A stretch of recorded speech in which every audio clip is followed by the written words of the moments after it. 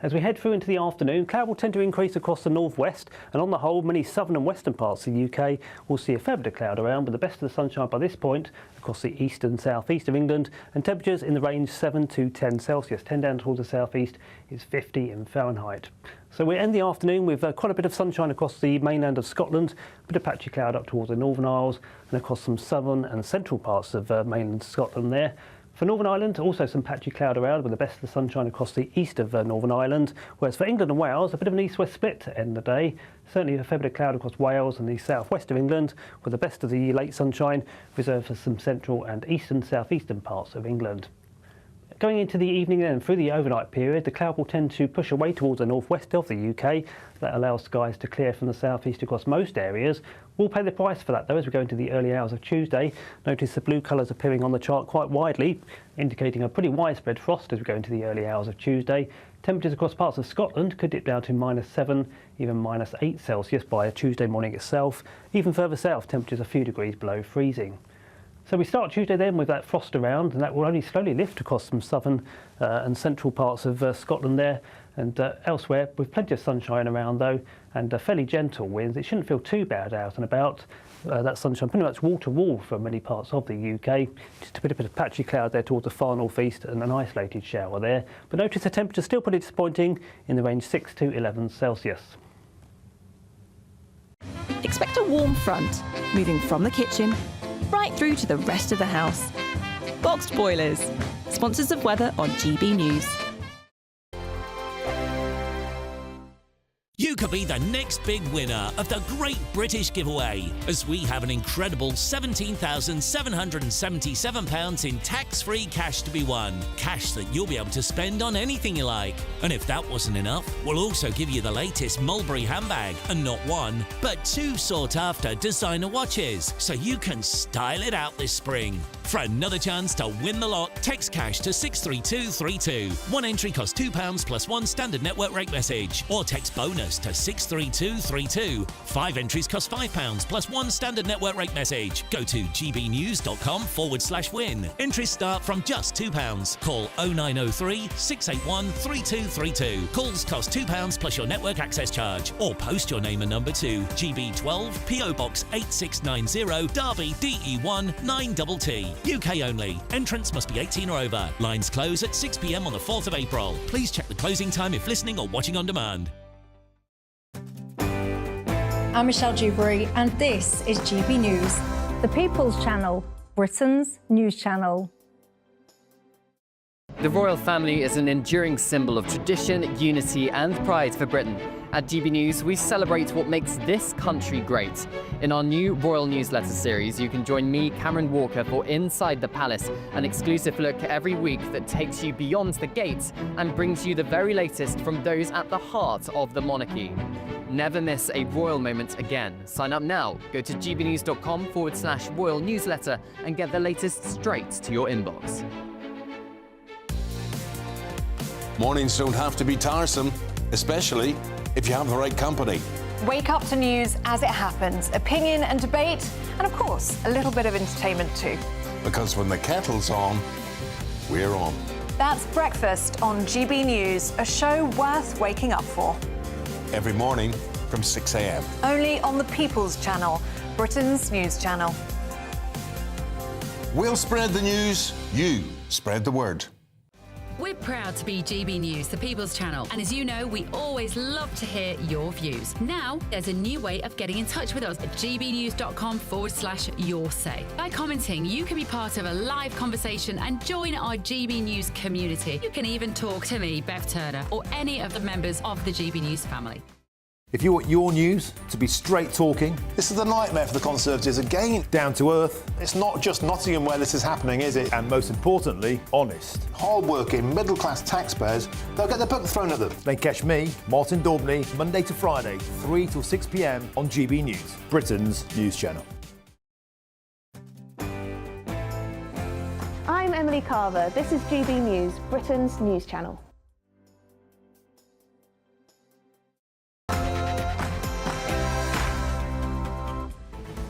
Good afternoon, Britain. It's 12 o'clock on Monday, the 17th of March. I'm Tom Harwood. And I'm Emily Carver.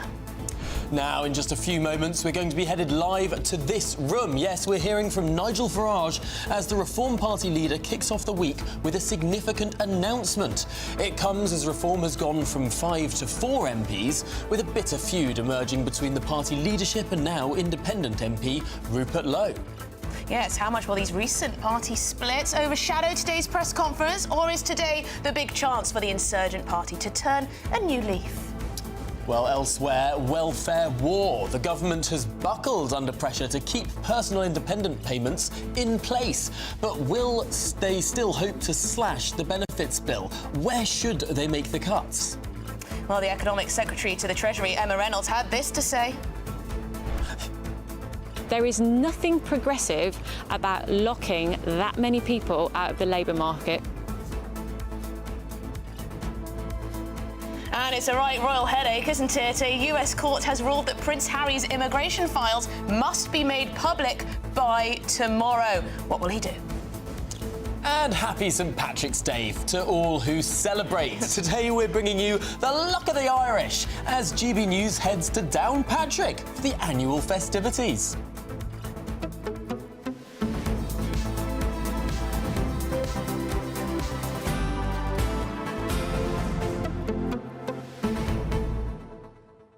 Well, it's a big day for the Reform Party, by the looks of things. It is. We haven't been told what the announcement is that the Reform Party is to be making, but their communications hasn't been 100% aligned.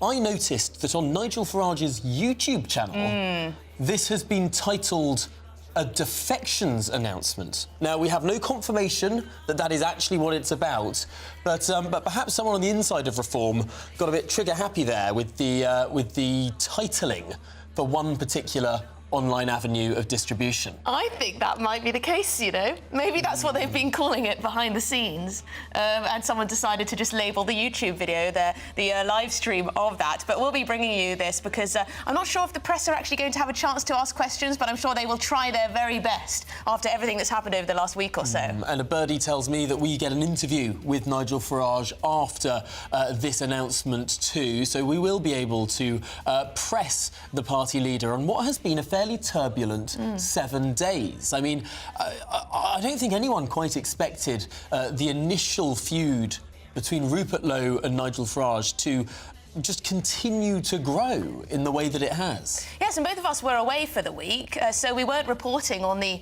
ins and outs, the toing and froing, the infighting, the various statements, the different letters that came forth, everyone seemed to have an opinion. Police investigations, all sorts of allegations, accusations. I mean, it's been a bit of a whirlwind for the party, but has it made a difference in the polls? It's hard to say. Really hard to say. I have been looking at the averages of the polls.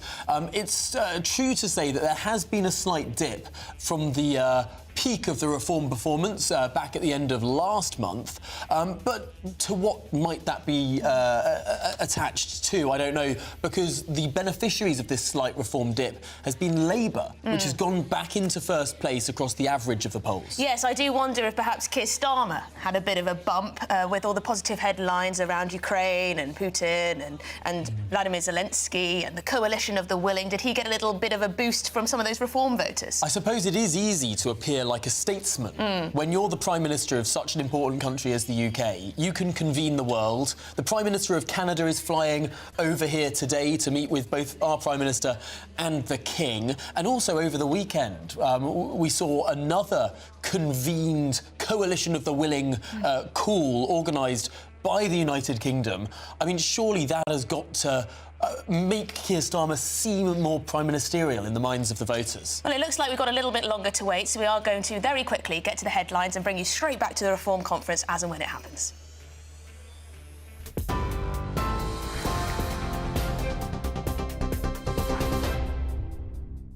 Tom, Emily, thank you. Good afternoon. These are your headlines from the GB Newsroom.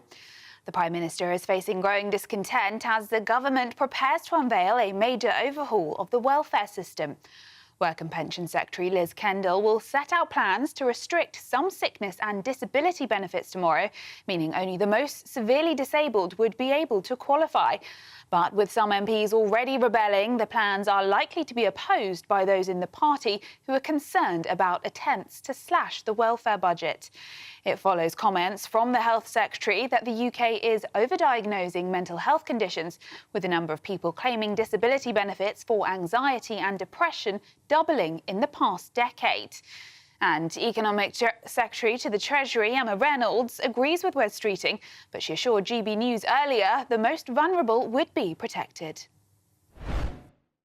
We need to follow the evidence on this, but we have about 1,000 people every day claiming personal independence payments. That seems out of kilter with the prevalence of some of these conditions. We do need to help people and tailor their support, but we also need to look at the assessment system and see how that needs to be reformed. So yes, there are big problems here that we intend to solve, and as I've said, Liz Kendall will set out the package of measures. We set up the welfare state in 1945, and those with severe disabilities and the most vulnerable will be protected. We believe in the safety net, and we believe in helping those people. In other news, a surge of failed asylum seekers has left the system struggling to cope, according to new figures. The number of failed asylum seekers waiting for an appeal against their rejected claims has soared by nearly 500% in 2 years and is blocking efforts to move migrants out of hotels. New data revealed there were 41,987 individuals waiting for a decision at the end of last year. That's up from just 7,173 at the start of 2022. The Refugee Council said the government risks simply moving the asylum crisis from one part of the system to another, with almost 40,000 migrants still housed in hotels. Elsewhere, Britain's growth prospects have been slashed for the next 2 years in the wake of Rachel Reeves' tax rate and Donald Trump's escalating trade war. Major economies, including the UK, will have lower rates of GDP due to the US's imposition of taxes on some goods it imports. That's according to the OECD. Next year, the figure will be 1.2%. That's lower than the 1.3% forecast before Mr. Trump took office in January. The Paris-based institution warned that UK inflation was likely to remain above the Bank of England's 2% target, limiting its scope to cut interest rates and boost the economy. To the US now, where Donald Trump has said he will speak to Vladimir Putin tomorrow about ending the war in Ukraine and dividing up certain assets. The US president said he and Putin will discuss land and power plants when they hold talks. US officials have expressed optimism that a ceasefire deal could be reached within weeks, while Russia's deputy foreign minister has insisted Ukraine must be excluded from NATO membership as part of its ironclad security guarantees for a peace deal. Meanwhile, Ukrainian and Russian drone attacks have continued overnight. Kyiv Mayor Vitaly Klitschko said the city was attacked, while damage was also reported from a Ukrainian strike in a southern Russian town. And staying in the US, Prince Harry's visa files will be made public by tomorrow following a ruling by a court. Judge Carl Nichols has set the firm deadline to confirm whether the Duke of Sussex was truthful on his US immigration paperwork. While it is not clear exactly what material will be released, the files could include information about previous drug use. Meanwhile, the King is set to hold an audience with the new Canadian Prime Minister, Mark Carney, later today. Mr. Carney is also due to meet Sir Keir Starmer in Downing Street. Those are the latest GB News headlines. Now it's back to Tom and Emily. For the very latest GB News direct to your smartphone, sign up to News Alerts by scanning the QR code or go to gbnews.com/alerts.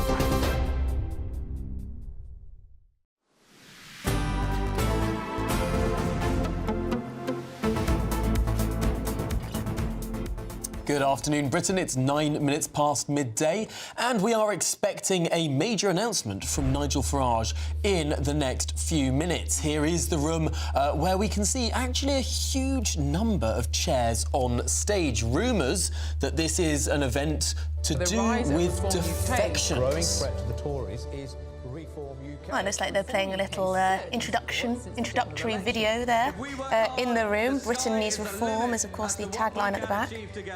But of course, this comes at a time of tumult for the Reform Party. They've lost one of their 5 MPs over the course of the last week or so, and there have been splits within the party. This event matters for Reform because this is the event that they will try to use to turn a new leaf, perhaps, to kick off that local election campaign that is oh so important. We've seen polling in the last 5 or 6 days that shows that Reform might not only gain hundreds of councillors, but actually win some councils, which from a standing start would be a pretty monumental moment in British politics. Yes, they want 200 seats, don't they, at these local elections. They're going to be having a huge campaign. Very interesting, isn't it? It looks almost as if the room's empty, but actually those are seats that are facing the audience of the media there. We're hearing some applause now. Is that Zia Youssef coming onto the stage? There's the party chairman, Zia Youssef. Let's listen in. Hello, everyone. Thank you all for coming.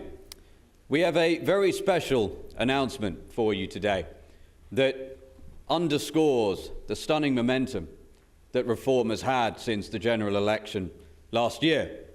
Make no mistake, in the last 8 months, Reform has delivered the most historic acceleration politically in British history.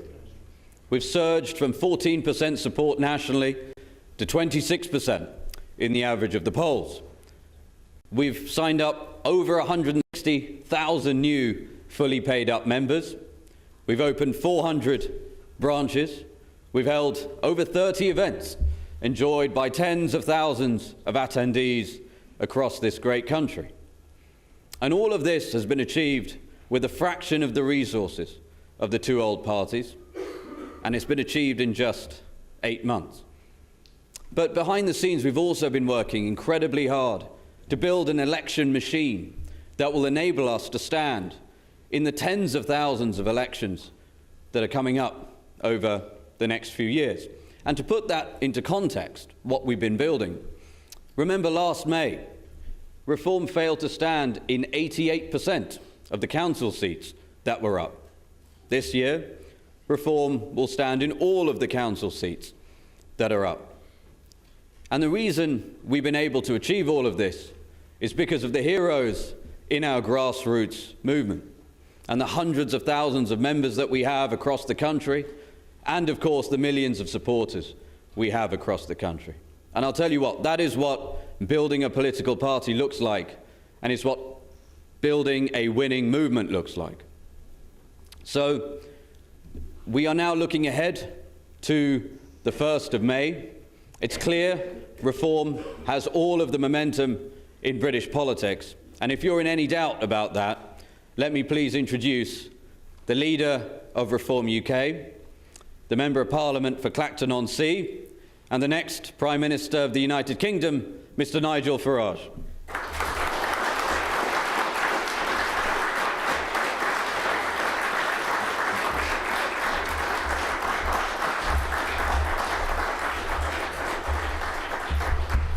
Thank you very much, and good morning, everybody. Well, as Zia has said, we've had a very busy, active, and I think pretty successful 7 months. The speed, the growth, and the breadth of the party has been pretty astonishing.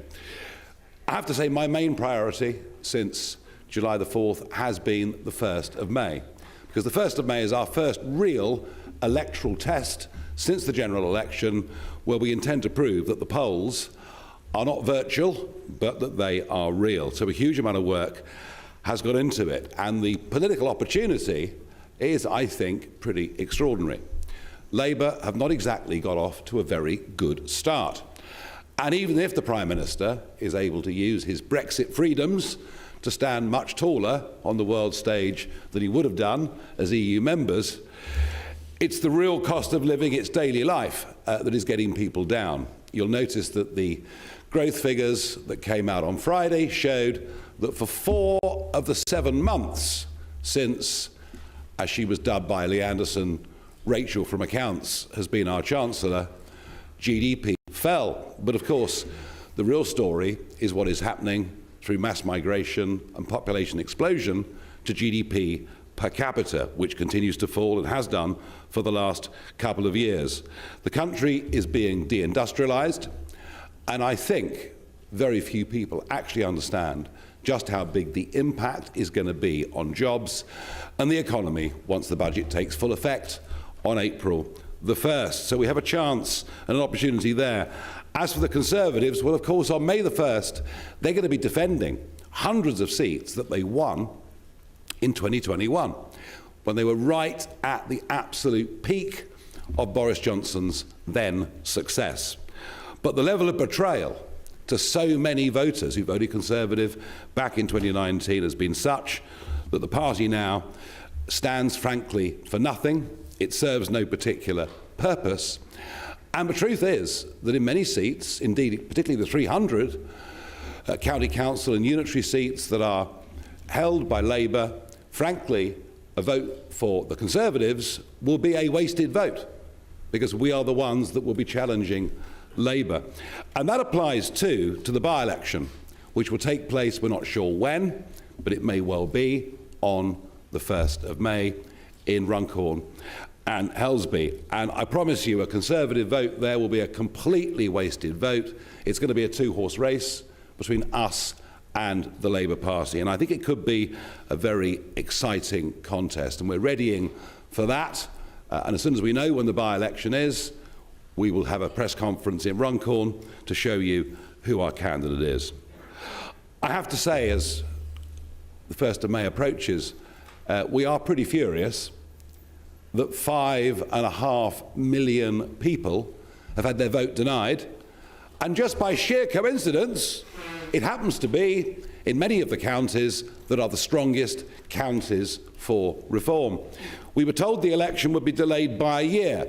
There's now no guarantee of that. In fact, the speculation in Essex and elsewhere that it could be until 2028 when people who were elected in 2021 could hold on to their seats.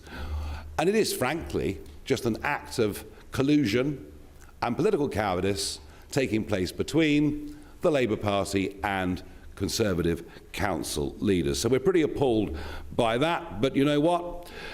We crack on with everything else, including the 6 mayoral campaigns, all of which we'll be fighting, and some of those candidates have been released, and the rest you will see, and there'll be one or two that do spark and provoke a lot of media comment, and that will all happen on the 28th of March, when 10,000 of our members will be in Birmingham to launch the campaign. Now, you might have noticed that we have been through a little bit of turbulence over the course of the last couple of weeks. We've been increasingly concerned about the behaviour of one of our members of Parliament. And when we found out that some serious complaints had gone in, we thought, you know what, let's just suspend the whip and let's find out what the truth is. And we will wait. First, we will get the report from the independent King's Counsel, who's been appointed. I don't know exactly when that's going to be, but some anticipation that it might happen during the course of this week. And later on, perhaps it'll take some time, we'll hear from the relevant parliamentary committee too. Has it caused some consternation? Of course it has. Any argument that's seen to happen within the family does. But I can promise you that in terms of our progress and our planning, that upset is very much at the edges. Today, I'm going to show you the extent to which we are broadening and deepening the party across the country. And there's one thing that today will show you, is that the last 2 weeks, we've not been obsessing about what's being written in the papers or being said online. We've been getting on with the job. But I do want to say one thing. Some of the online abuse and, frankly, outright over racism that has been showed against a senior member of this party, had it been shown towards any other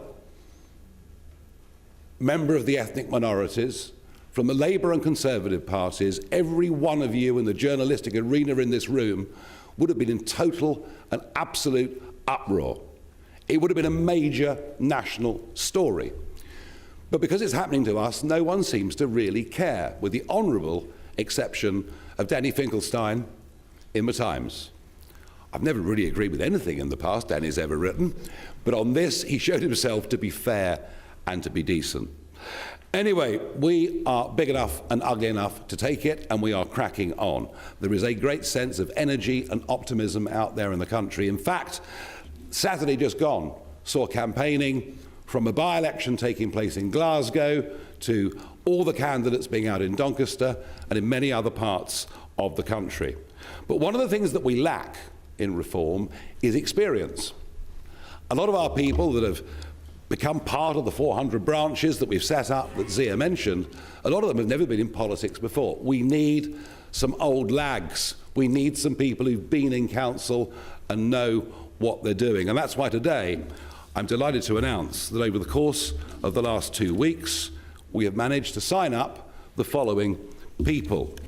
First, Graham McAndrew, a county councillor since 2013 in Hertfordshire, joins us from the Conservatives. Secondly, Jeff Morgan joins us from the Powys Independents. Thirdly, Claire Johnson-Wood joins us also from the Powys Independents, and we have 4 councillors now sitting as part of that group. Christine Palmer joins us today, part of our 5-strong group, and they've come from the Swale Independents on Swale District Council.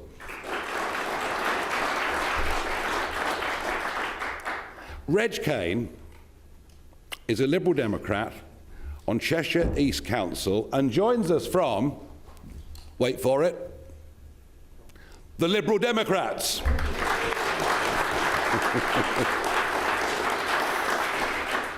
Matthew Salter joins us from Lancashire County Council. We now have 2 members of Lancashire County Council. Bill Barrett is a former cabinet member who quit the Conservatives over the council's lack of transparency in Ashford, went to the Independents and now joins us here today. Cathy Hunt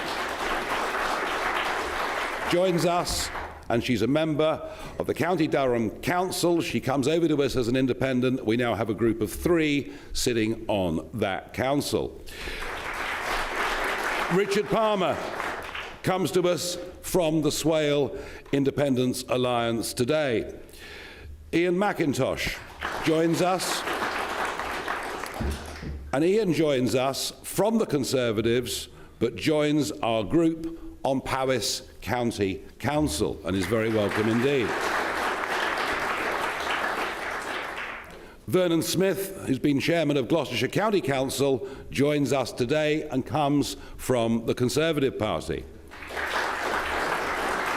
Thomas Sneath joins us on the South Holland District Council and joins us from the South Holland Independents.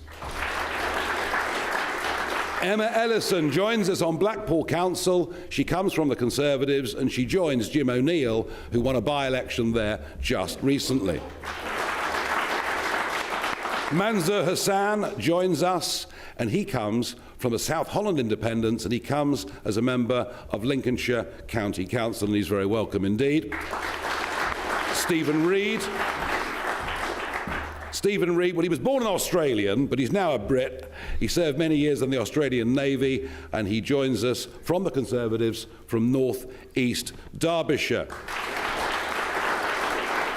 Mandy Clare is an ex-Labour councillor who left to campaign against transgender ideology eroding women's rights, and she joins us on Cheshire West and Chester Council, and is very welcome. Paul Irwin joins us from the Conservatives on Buckinghamshire County Council. He, at the moment, is the only one we have out of 147, but he's not frightened to be the first, and he's very welcome. Thank you. Edward Kirk joins us from Wiltshire Council and comes to us from the Conservatives, and he stood as the Conservative leader at the last election. Jan O'Hara, with 20 years of experience in local government, joins us from the Conservatives in Northamptonshire. Felix Bloomfield has served for over 30 years as a councillor and joins us on Oxfordshire County Council. Stuart Davis, after 20 years in the police and 6 as a magistrate, joins us. He was an independent and joins us in North Somerset. Stephen Atkinson is, until right now, the leader of Ribble Valley District Council for the Conservatives, but I think he might be about to lose his job.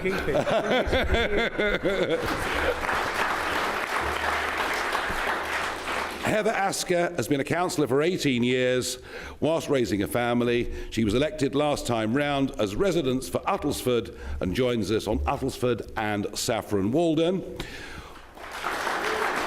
Paul Ellison joins us on Wyre Council. He joins from the Conservatives and becomes our 3rd Reform councillor there.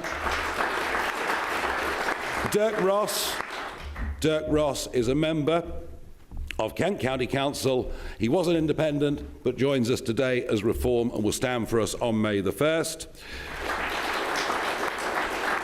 Joanna Monk joins us from the Conservatives and she's a member of Worcestershire County Council. Kirk Harrison, who was until this moment a Conservative, joins us on Northamptonshire Council. He's now our 4th member of that council. Robert Gibson joins us from the South Holland Independents and he is a member of Lincolnshire County Council. And last and by no means least is Julian Kirk, elected as a Conservative county councillor. I just love what Julian's done. He's resigned his seat on Norfolk County Council in protest at the elections being cancelled and will stand as a Reform candidate in those county councils in Norfolk. Thank you.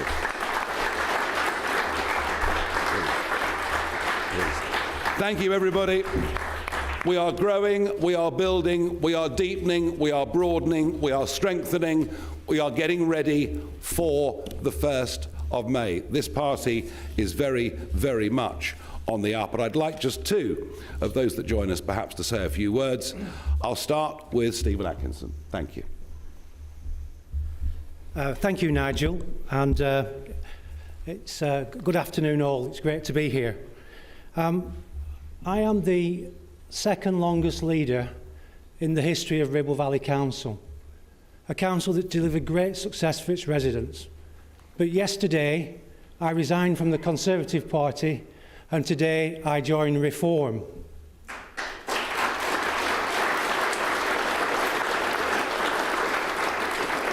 And I will be standing for Reform in the Lancashire County Council elections on the 1st of May this year.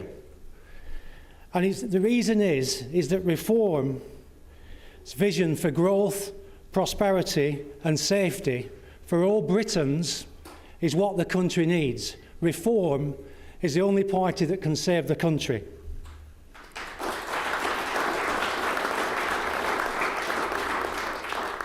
And to paraphrase Edmund Burke, all it takes for bad things to prevail is for good men and women to do nothing. And that's the reason why I make this decision for the greater good. And like so many others, I feel betrayed by decades of broken promises. Tory MPs, ministers and Prime Ministers have failed over the last 14 years. The Conservative parliamentary has been found out. It's a party of power and privilege and not about service. And they are spiralling into oblivion. The only way we can beat Labour is to vote Reform. And Labour and Conservatives have morphed into one. They have become the same thing: high immigration, high taxes and high energy bills. They've let patriots like me and the rest of the country down. They are the globalist uniparty.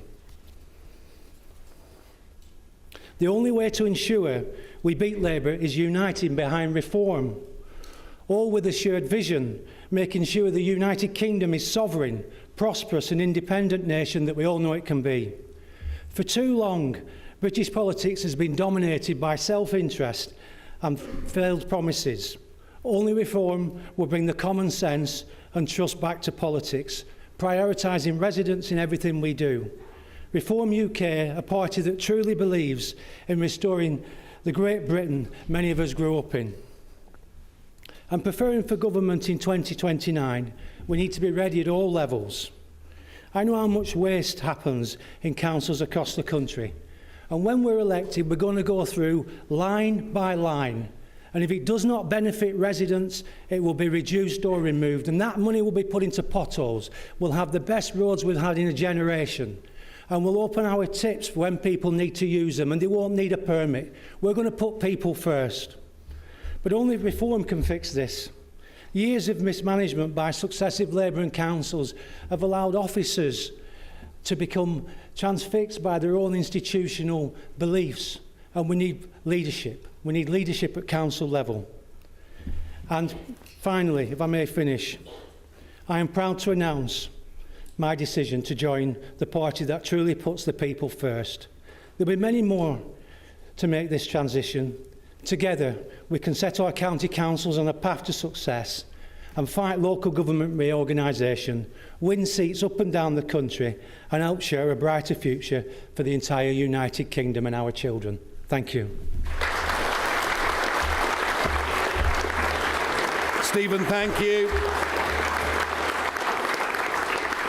Thank you very much. And I'm also going to ask for a few words from Heather Asker. Heather, please.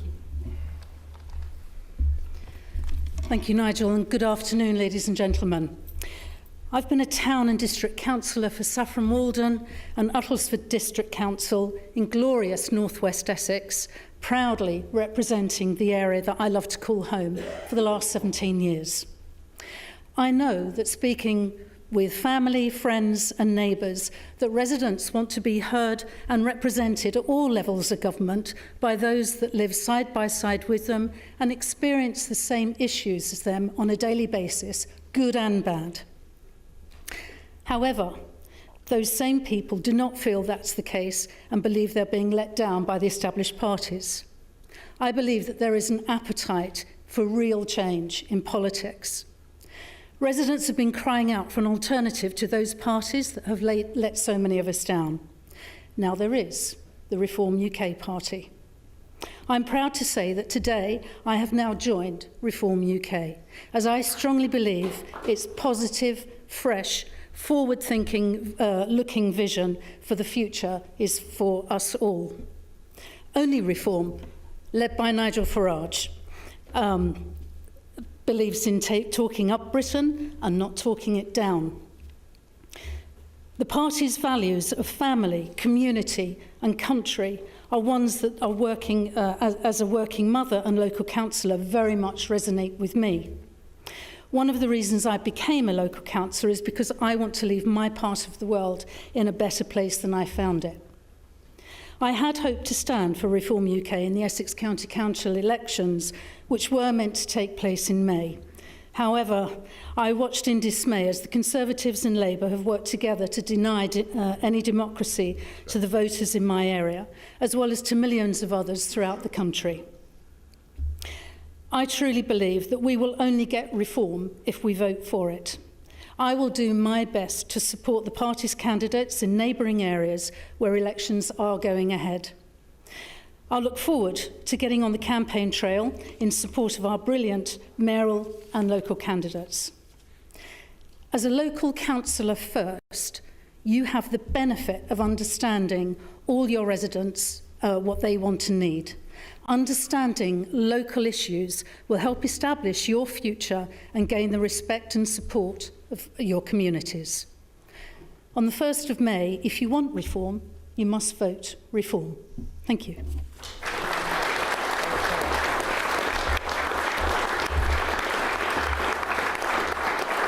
Heather, thank you very much indeed.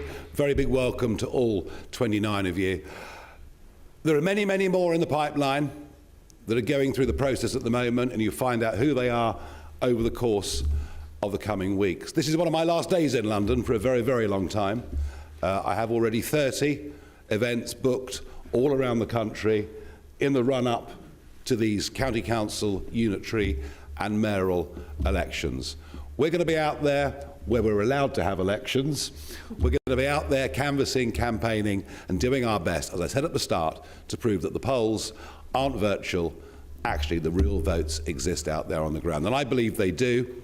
And I believe absolutely that nothing that has happened in the last 2 weeks is going to put a dent in what we're about to achieve on May the 1st. I will now call a close to this part of the press conference, but of course, myself and my colleagues very happy to do broadcast interviews, print media chats, and all the rest of it. Ladies and gentlemen, thank you very much indeed.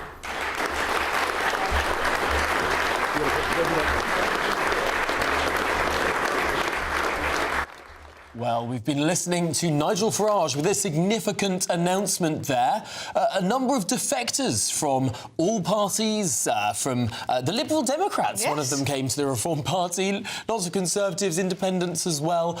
This is all, of course, in the run-up to those local elections on the 1st of May. Nigel Farage saying that this is one of the last days he will spend in London as he embarks on a tour of the country ahead of those crucial elections. Yes, really ramping up the rhetoric and trying to ramp up the excitement too ahead of these local elections, hoping to make significant gains, hoping to make 200 seats. In fact, I believe that is the target for the Reform Party. But yes, how does one go from the Liberal Democrats to the Reform Party? Quite the change. Indeed, and this is all, of course, in the context of what has been a tough 2 weeks for the Reform Party, losing one of their members of Parliament, an investigation still going on with an independent King's Council. Nigel Farage told us in that, well, it wasn't really a press conference, was it? It was more of an announcement. That they are expecting perhaps this week or maybe next week the independent King's Council to come back with that report on the behaviour of Rupert Lowe. So it's not out of the world of possibility that we will then see the political decision in terms of whether or not Rupert Lowe is readmitted to the Reform Party, although I find it very hard to see how that might happen. Yeah, I thought there was no way back for Rupert Lowe. I thought that was what was coming out of the Reform leadership, but there you go. Who knows? Strange things always happen in politics. I know a lot of you are getting in touch. Some of you seem to think that Rupert Lowe has been treated very badly and that you wish he was still an MP for Reform. Others of you are saying, no, behind Nigel Farage to go forward with the party as it is. It's a tricky one. It's a tricky one. But he did say while we were listening, he just had a little bit on the defensive there, didn't he? He did. And there was one really interesting point that Nigel Farage came out to say explicitly, really, which was about the racism that was directed towards Zia Youssef, the party chairman. And Nigel Farage said there on that stage that if that sort of racism was directed to an ethnic minority member of any other party, perhaps we'd hear a lot more about it in the press. Was it something to do with Zia Youssef's membership of Reform that stopped so many more people coming to his defence? Although, of course, Danny Finkelstein of The Times was referenced as one of the few journalists who came out batting for Zia Youssef. Yes, he was trying to shame the journalists in the room for not speaking out against some of the racism there. I'm not sure if he was talking about specific racist comments or just the online world and some of the more nasty things that are written about Zia Youssef on there. But there you go. Very interesting. And indeed, one of the journalists in that room was our political editor, Christopher Hope. He'll be sitting down with Nigel Farage for an interview ahead of those local elections, but also looking back at, frankly, what on earth has gone on within the Reform Party over the last 2 weeks as well. We'll be going to that interview live a little bit later in this programme. And if you were hoping to hear who Reform are putting up as their candidate for the Runcorn by-election, you'll have to wait. Because they're going to wait to be in Runcorn to announce that candidate, aren't they? It's going to be a little while from now. It's interesting because there's been an Ashcroft poll over the last few days that suggested that actually this is very much Reform's to lose. I mean, not a big gap between the Reform Party and the Labour Party when it comes to this almost two-horse race now for that by-election in the seat of Mike Amesbury, who has now announced he will stand down, hasn't yet stood down from the Commons. The process of calling a by-election is that the writ must be moved, and the writ can't be moved until Mike Amesbury has formally stood down from the House of Commons, and to do that he has to take on a Crown position, and that might take some time. Did you get that? We have to wait for the writ to be removed? No, writ to be moved. The writ to be moved? Firstly, Mike Amesbury needs to take the Chiltern Hundreds. Oh no, I remember the Chiltern Hundreds. Yeah. I remember, I've got déjà vu here. I can't remember who we were talking about months ago. Oh, I think it was before the general election. I remember the someone was resigning, but there are two Crown positions you can take in order to resign: the Manor of Northstead or the Chiltern Hundreds. The steward and bailiff of the Manor of Northstead or of the Chiltern Hundreds. An archaic system because you can't actually resign if you've been elected into Parliament. You can't resign Parliament. You can't say to your electors, "No, I don't want to represent you anymore." You have to take on a different position. So there is these two sort of ethereal positions that used to mean something, now don't really mean anything. It's nice we have these traditions, though, nonetheless, isn't it? But yes, it's an exciting time for reform, as Nigel Farage says. But yes, there has been a lot of infighting, has there not? There has been quite a lot of embarrassment. I know some people have been getting in touch who are reform supporters to say that they're just sick of it and disappointed that, you know, all the attention was on the negative for so long, you know. Get it together, guys, seemed to be the message coming from reform supporters. I saw one piece of analysis that was suggesting the Gaza independents, who have now formed a sort of parliamentary group amongst themselves, the 5 of them in Parliament. It was saying that actually those MPs had been more united than the Reform Party, and now are more numerous too, given the loss of the whip of Rupert Lowe. I mean, whilst it has been an incredible rise for reform, getting up to, for a time at least, being number 1 in the polls, an average, I think, was of 26%, Zia Youssef was mentioning there on that stage. It is also important to stress that they have perhaps had their most testing time since the general election over the course of the last 2 weeks. Possibly a good time to have your most testing time, if it is indeed their most testing time, so far out from a general election. But, of course, they'll be wanting to do very well indeed in these local elections, try and boost that morale more than anything, of course, and to show that there is significant support in the country. And I think that's what this event today was all about, really. They wanted to show that the party still had momentum. They wanted to demonstrate that the party was united. And what better way to do that than bring on 24 people to a stage with you? Just the physical imagery of that is quite clever from the Reform Party. Literally having all of these ordinary members, these councillors, behind Nigel Farage. Who is the party backing? Who is the party behind Nigel Farage? That's the message they wanted to present today. And some of you are taking that message on. Mark, you've got in touch. You say, well done, Reform. A few more days, it'll be Rupert who? But then others of you saying, no, team Rupert Lowe. I mean, there was that that polling that showed that very few people actually know who Rupert Lowe is, although he does make a huge amount of noise, not only in the House of Commons, but online. A huge following, doesn't he? Yeah, and he's a very effective speaker. He's a diligent worker, no doubt. I mean, no MP submits more ministerial questions than Rupert Lowe, much to the annoyance. He's the king of freedom of information requests, isn't he, as well? Ministerial departments really getting irritated by that.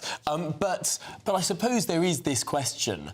To what extent is there a difference between the very engaged online world and your average voter? And it's sometimes sort of, if you live and breathe politics, if you're swiping on your social media every single day and you're reading everything about these, like if you can name frankly more than a couple of MPs, you are just living in a very, very different news bubble to the rest of the country. I mean, I tried to take a few days off from all the politics while I was away last week, but it's almost impossible not to, get it by osmosis. I mean, if it's not Patrick telling me what's on Twitter, it's popping up on my alerts. Right, well, do stay with us here on Good Afternoon Britain. We will, of course, be getting to that interview live with Nigel Farage and Christopher Hope, our political editor, in just a moment. But for now, we're going to check in with the weather. Ready to soak up that holiday sunshine? Won't we need some cover? No worries. All sorted. All Clear Travel Insurance sponsors GB News Travel Destinations Forecast. Hello, here's your latest winter sun forecast brought to you by the Met Office. There'll be some unsettled weather across Iberia over the next few days. Elsewhere, some sunshine and a few showers too. As for Tuesday, we can expect a few showers across the Canaries, Madeira, some more persistent rain across parts of Spain and Portugal. The central Med looks brighter, 1 or 2 showers around, and then we run into some more persistent rain again across parts of Greece with some hill snow in places here too. As for the rest of the week, well, there'll be some warm sunshine to contend with, 1 or 2 showers too, and some more persistent rain out across western spots. All Clear Travel Insurance sponsors GB News Travel Destinations Forecast. Hello and welcome to the latest update from the Met Office for GB News. A largely cloudy day today across the United Kingdom. Some light showers, but dry for most and increasingly clear skies by the end of the day. And certainly plenty more sunshine tomorrow. Now, for the time being, we've got high pressure sitting in the North Sea. That's drawing in cloudier skies from the southeast, but already some cloud breaks are starting to appear across eastern England. Some bright spells also for more northern Scotland, and there'll be 1 or 2 cloud breaks elsewhere. But with that cloud, there will be a few light showers, particularly for the southwest during the rest of the day. A brisk breeze here and feeling rather chilly once again, temperatures typically 7 to 9 Celsius. Nevertheless, it's towards the end of the afternoon that we see more extensive cloud breaks across Scotland, northern and eastern England, and some decent late sunshine before the sun goes down. Still some patchy cloud for western Scotland as well as Northern Ireland, although a few holes appearing in that cloud by this stage. And across much of the Midlands, Wales and the southwest, we keep cloudy skies as we end the day. 1 or 2 light showers once again for parts of Cornwall in particular. However, overnight, the clearer skies become much more widespread, especially across parts of Scotland, eastern and central England, and later on the south. So under those clear skies, temperatures will fall away. A frost is expected in places, particularly for the northern half of the UK, where temperatures will dip a couple of degrees below freezing, although enough of a breeze in the south, I think, to stir the air up and prevent a frost, but it will be a chilly start. However, through the morning, sunshine will soon warm things up, and there will be plenty of sunshine across most of the UK. Northern Ireland likely to keep a bit more cloud into the afternoon. Otherwise, it's bright blue skies, a bit of a breeze, and that'll make it feel on the cool side, but out of the breeze with the increasingly strong sun feeling very pleasant. Join me, Nana Akwe, for an informative, interactive news programme with a difference. It's fun. No, he didn't say that, Dave. I'm so surprised. I think there's an element of truth to that. Join me from 3 p.m. every weekend, only on GB News, Britain's news channel. If you want your news to be straight talking, This is a nightmare for the Conservatives again. down to earth, It's not just Nottingham where this is happening, is it? and most importantly, honest, Hard-working, middle-class taxpayers, they'll get their book thrown at them. then catch me, Martin Daubney, Monday to Friday, 3 till 6 p.m. on GB News, Britain's news channel. This is Britain's Newsroom, where your voice matters. It's just astonishing. With expert analysis and honest opinion, we don't just keep you informed. We bring you unique perspectives you won't see anywhere else. Can't argue with any of that. When the news happens, it happens here. On Britain's Newsroom, weekdays from 9:30 a.m. Only on GB News.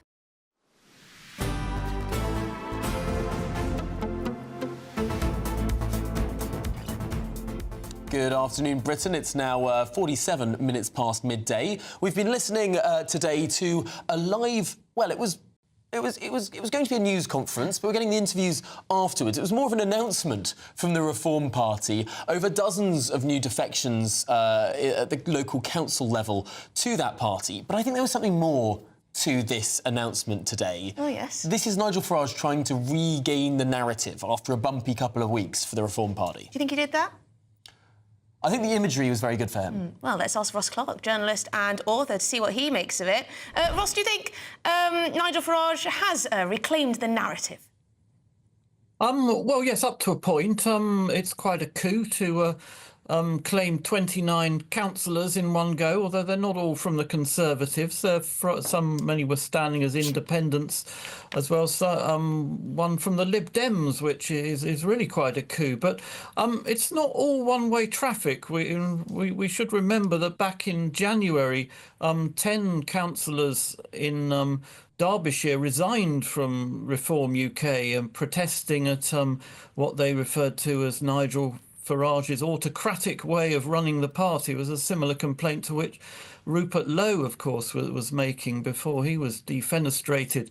You know, these things happen in politics, in local government. The viper's nest of local government, there are all kind of defections, resignations going on all the time, and we don't always hear of those as much as we do, obviously, in the House of Commons. But yes, it's quite clearly an attempt by Nigel Farage to seize the narrative in preparation for the local elections, where they are likely to have a very good showing. But whether that translates to a general election victory, that's a long, long way off. Mm-hmm.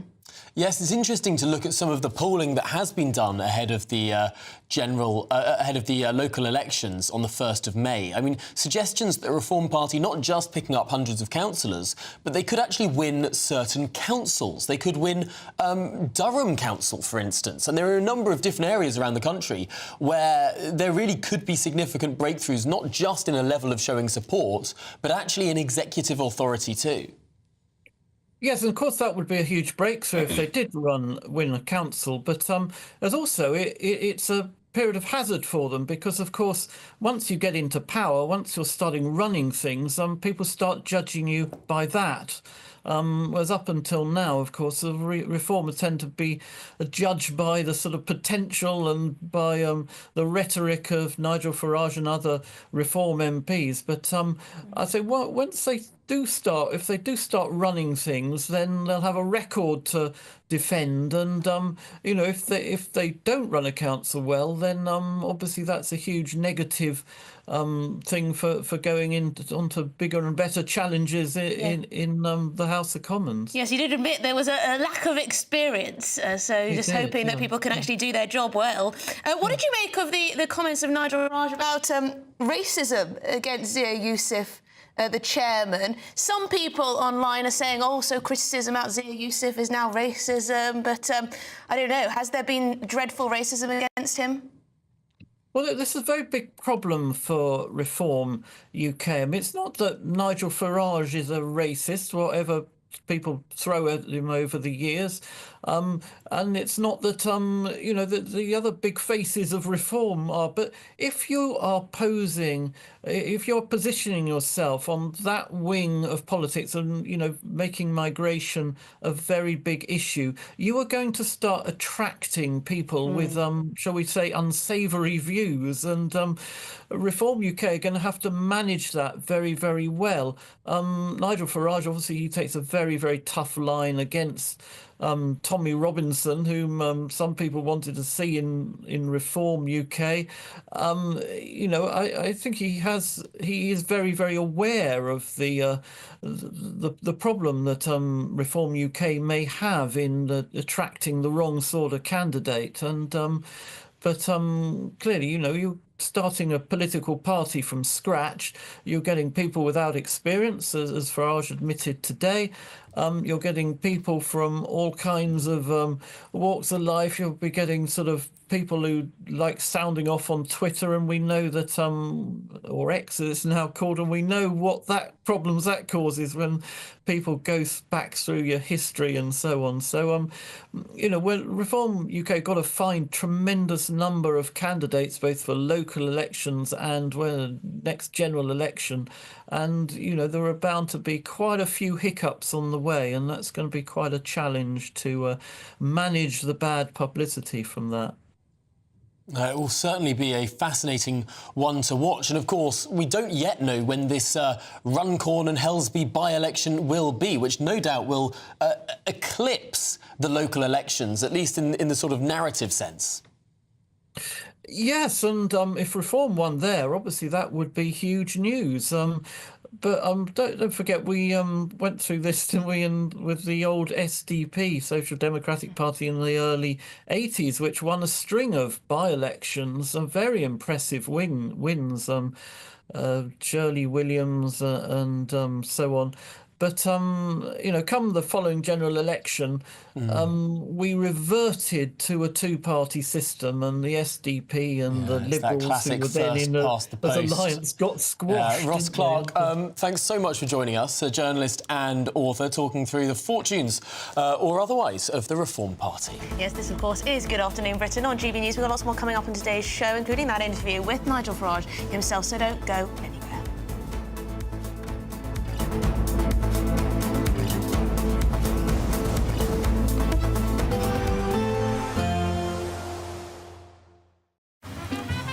Despite the morning rain, it'll be a nice, warm, cosy day ahead. Boxed heat pumps, sponsors of weather on GB News. Hello and welcome to the latest update from the Met Office for GB News. A largely cloudy day today across the United Kingdom. Some light showers, but dry for most, and increasingly clear skies by the end of the day. And certainly plenty more sunshine tomorrow. Now, for the time being, we've got high pressure sitting in the North Sea. That's drawing in cloudier skies from the southeast, but already some cloud breaks are starting to appear across eastern England. Some bright spells also for more northern Scotland, and there'll be one or two cloud breaks elsewhere. But with that cloud, there will be a few light showers, particularly for the southwest during the rest of the day. A brisk breeze here, and feeling rather chilly once again, temperatures typically 7 to 9 Celsius. Nevertheless, it's towards the end of the afternoon that we see more extensive cloud breaks across Scotland, northern and eastern England, and some decent late sunshine before the sun goes down. Still some patchy cloud for western Scotland as well as Northern Ireland, although a few holes appearing in that cloud by this stage. And across much of the Midlands, Wales and the southwest, we keep cloudy skies as we end the day. One or two light showers once again for parts of Cornwall in particular. However, overnight, the clearer skies become much more widespread, especially across parts of Scotland, eastern and central England, and later on the south. So under those clear skies, temperatures will fall away. A frost is expected in places, particularly for the northern half of the UK, where temperatures will dip a couple of degrees below freezing, although enough of a breeze in the south, I think, to stir the air up and prevent a frost. But it will be a chilly start.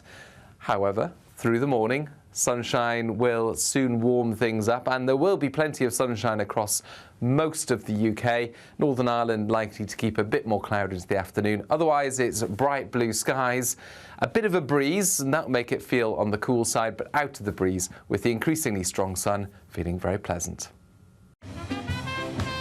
There will be a light breeze in the morning, leading to a warm front. Boxed heat pumps, sponsors of weather on GB News.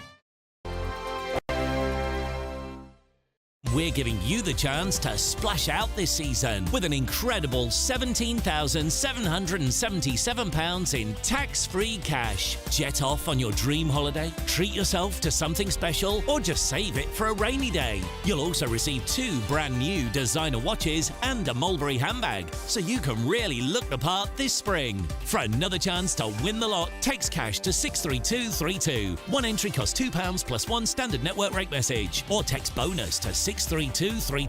5 entries cost £5 plus one standard network rate message. Go to gbnews.com/win. Entries start from just £2. Call 0903 681 3232. Calls cost £2 plus your network access charge, or post your name and number to GB12 PO Box 8690 Derby DE1 9TT. UK only. Entrance must be 18 or over. Lines close at 6 p.m. on the 4th of April. Please check the closing time if listening or watching on demand. Good luck. This is GB News, Britain's news channel. I developed achalasia when I was 17, but achalasia can impact people of all ages. So what I experienced when I first developed achalasia was essentially when I was eating, food was getting stuck here, so in my esophagus, and it just really wouldn't go down. So you know when you're eating a piece of bread, a big piece of bread really fast, and it kind of gets stuck and you need water. That was my first symptom. And that was happening every now and again when I was eating, but then it started happening every time I was swallowing. So that made eating incredibly difficult and painful. And I used to have to drink, well, I still do drink a lot of water whilst I'm eating, but I was really having to gulp loads of water in it. It was really painful at every gulp. And that led to quite a lot of weight loss. So a lot of people with achalasia, because of the difficulties they experience in swallowing, they lose weight because either they avoid food or they're regurgitating food as well, so they have to kind of get it out, and so it can be really unpleasant. Obviously, you experience a lot of pain, and it impacts on every part of your social life as well, and on your general life. People end up being malnourished, losing loads of weight, and that impacts on your everyday life and work life as well. And then people, unfortunately, also, get very fatigued, experience anxiety and depression as well. So those are the impacts of achalasia. What are the treatments? What can people do if they're suffering with this condition? What can they do? So, I mean, obviously the first step is to get a diagnosis, and that's already quite difficult because there's low awareness of achalasia, even amongst the medical community. Getting a diagnosis can be complicated and can take quite a long time, and people can get misdiagnosed. In terms of treatment, so there is no cure. GB News, the People's Channel.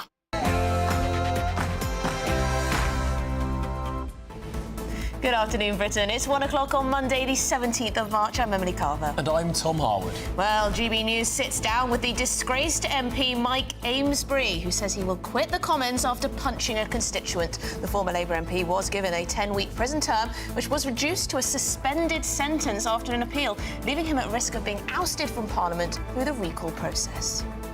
Elsewhere in the last hour, Nigel Farage has welcomed 29 councillors who have defected to the Reform Party ahead of the local elections in May.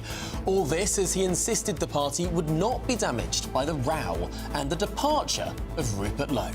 Yes, indeed. And there is a welfare war ongoing. The government has buckled under pressure to keep personal independence payments in place, but they still hope to somehow slash the benefits bill. Where should they make cuts? The Economic Secretary to the Treasury, Emma Reynolds, had this to say.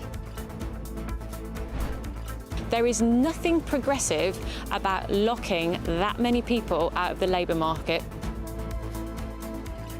And save our salons. Yes, the British Hair Consortium are urging the Chancellor to trim VAT on labour costs. We've sent our reporter for a short back and sides. Yes, I'm live at the protest here on Parliament Square. I'm going to be talking to some top hairdressers because they reckon some serious cuts will be good for growth. Stay tuned.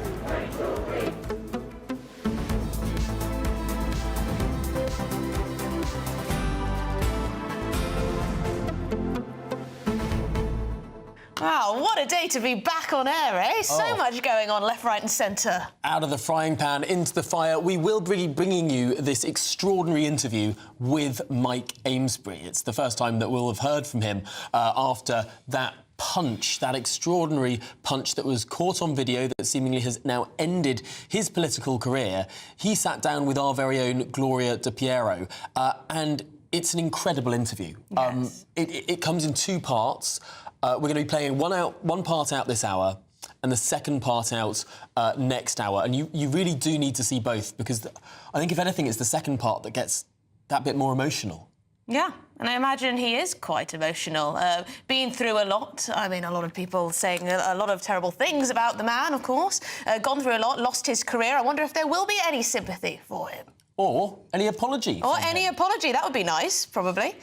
Anyway, get your views in, gbnews.com/your say. You won't want to miss that interview and everything else we're bringing you this hour after your news headlines.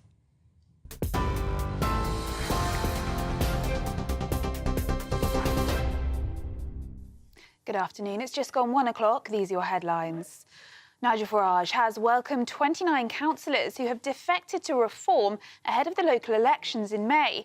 Speaking at a Reform UK news conference moments ago, the party leader announced defections from a selection of parties, including the Conservatives, Liberal Democrats, Labour and independent groups. The event comes in the wake of a dramatic row between Mr Farage and Rupert Lowe, which he addressed in his speech, saying the party have become increasingly concerned about Mr Lowe's conduct. Let's just suspend the whip and let's find out what the truth is. And we will wait. First, we will get the report from the independent King's Counsel, who's been appointed. I don't know exactly when that's going to be, but some anticipation that it might happen during the course of this week. And later on, perhaps it'll take some time, we'll hear from the relevant parliamentary committee too. Has it caused some consternation? Of course it has. Any argument that seemed to happen within the family does. But I can promise you that in terms of our progress and our planning, that upset is very much at the edges. In other news, the Prime Minister is facing growing discontent as the government prepares to unveil a major overhaul of the welfare system. Work and Pension Secretary Liz Kendall will set out plans to restrict some sickness and disability benefits tomorrow, meaning only the most severely disabled will be able to qualify. But with some MPs already rebelling, the plans are likely to be opposed by those in the party who are concerned about attempts to slash the welfare bill. It follows comments from the Health Secretary that the UK is overdiagnosing mental health conditions, with the number of people claiming disability benefits for anxiety and depression doubling in the past decade. And Economic Secretary to the Treasury, Emma Reynolds, agrees with Wes Streeting, but she assured GB News the most vulnerable would be protected. We need to follow the evidence on this, but we have about 1,000 people every day claiming personal independence payments. That seems out of kilter with the prevalence of some of these conditions. We do need to help people and tailor their support, but we also need to look at the assessment system and see how that needs to be reformed. So yes, there are big problems here that we intend to solve, and as I've said, Liz Kendall will set out the package of measures. We set up the welfare state in 1945, and those with severe disabilities and the most vulnerable will be protected. We believe in the safety net, and we believe in helping those people. And the Princess of Wales has joined the Irish Guards on a solo visit to the St Patrick's Day parade today. Princess Catherine dropped in at Wellington Barracks, with the regiment taking part in the celebration of the patron saint of Ireland. Those are the latest GB News headlines. Now it's back to Tom and Emily. For the very latest GB News direct to your smartphone, sign up to news alerts by scanning the QR code or go to gbnews.com/alerts.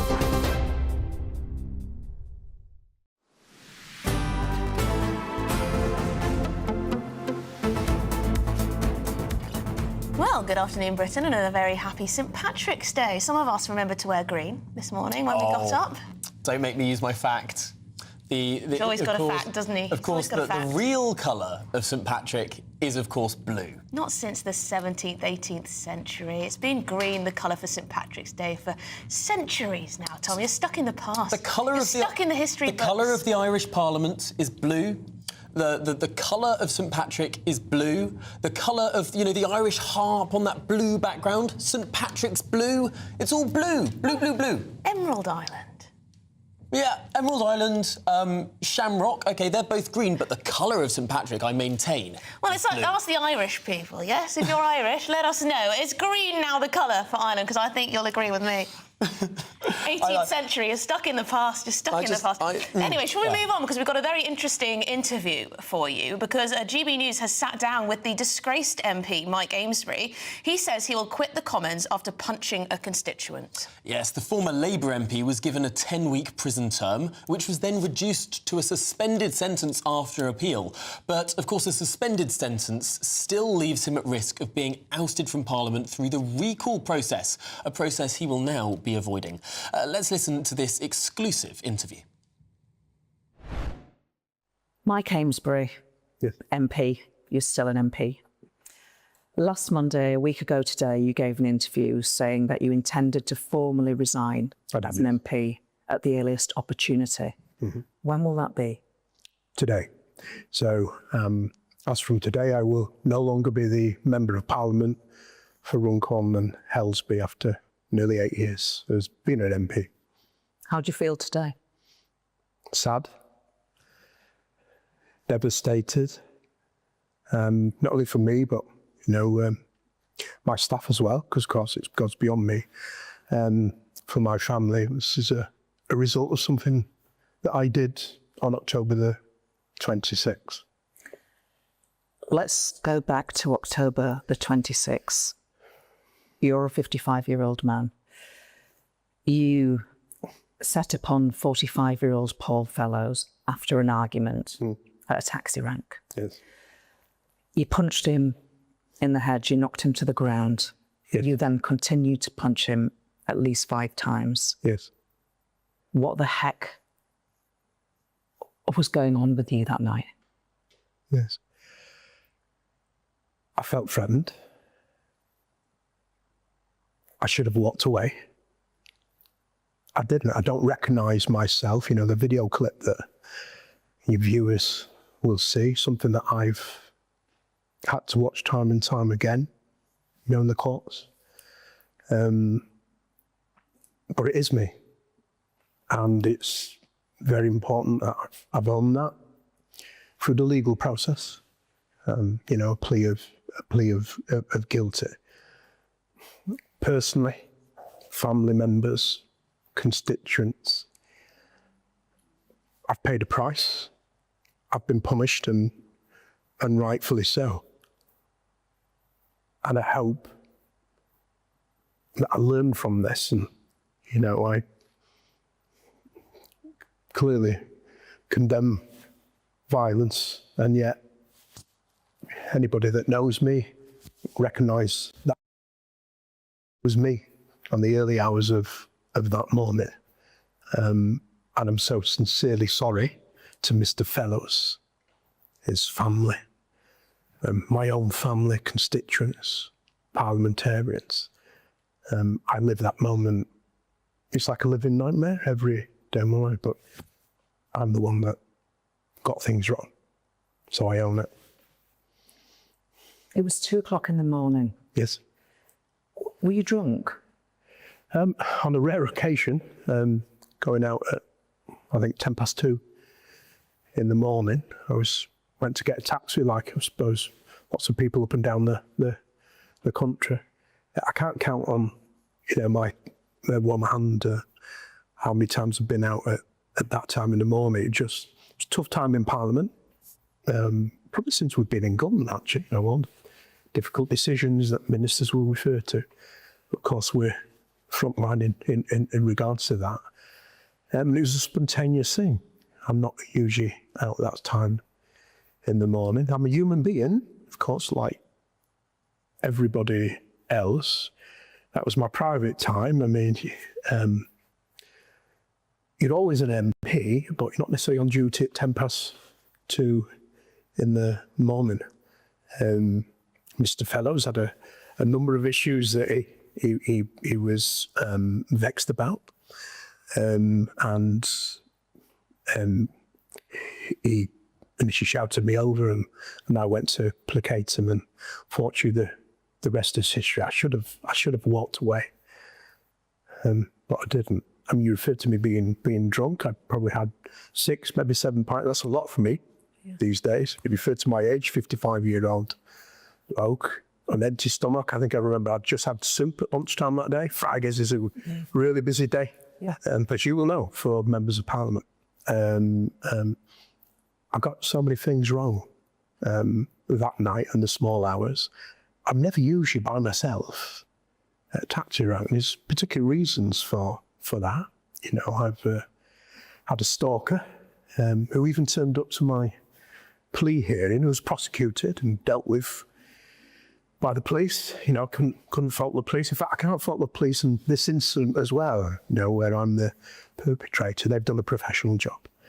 And yes, but the stalker even turned up at my plea hearing when I was due to go and make my plea of guilty. And, you know, so it's tough. You always feel quite anxious. And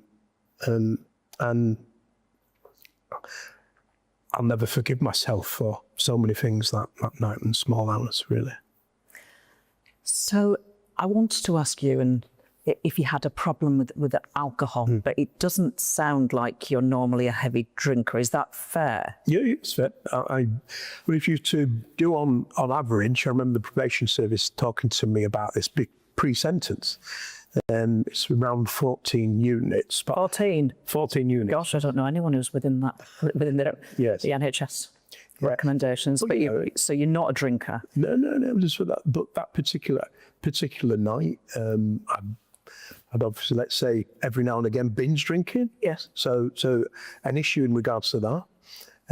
I do have, as part of my sentence, an alcohol tag.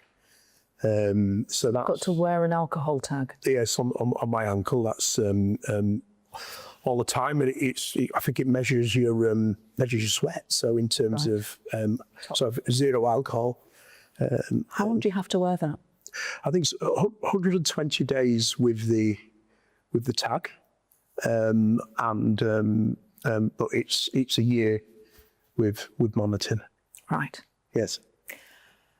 So what happened that night is alcohol was a contributing factor, but it doesn't sound like you have a problem with alcohol. Do you have a problem with managing your anger? Look, if you were to ask people that know, friends, family, staff, I'd say I'm usually quite calm and measured. Other parliamentarians right across the piece, but clearly that night, yes, I look at what I've done and I don't recognise myself. I'm uncomfortable with it. My reaction to Mr. Fellows. So, as part of my sentencing, it refers to anger management there. I think it's 20 hours. I've been having some support already through a psychiatrist. Right.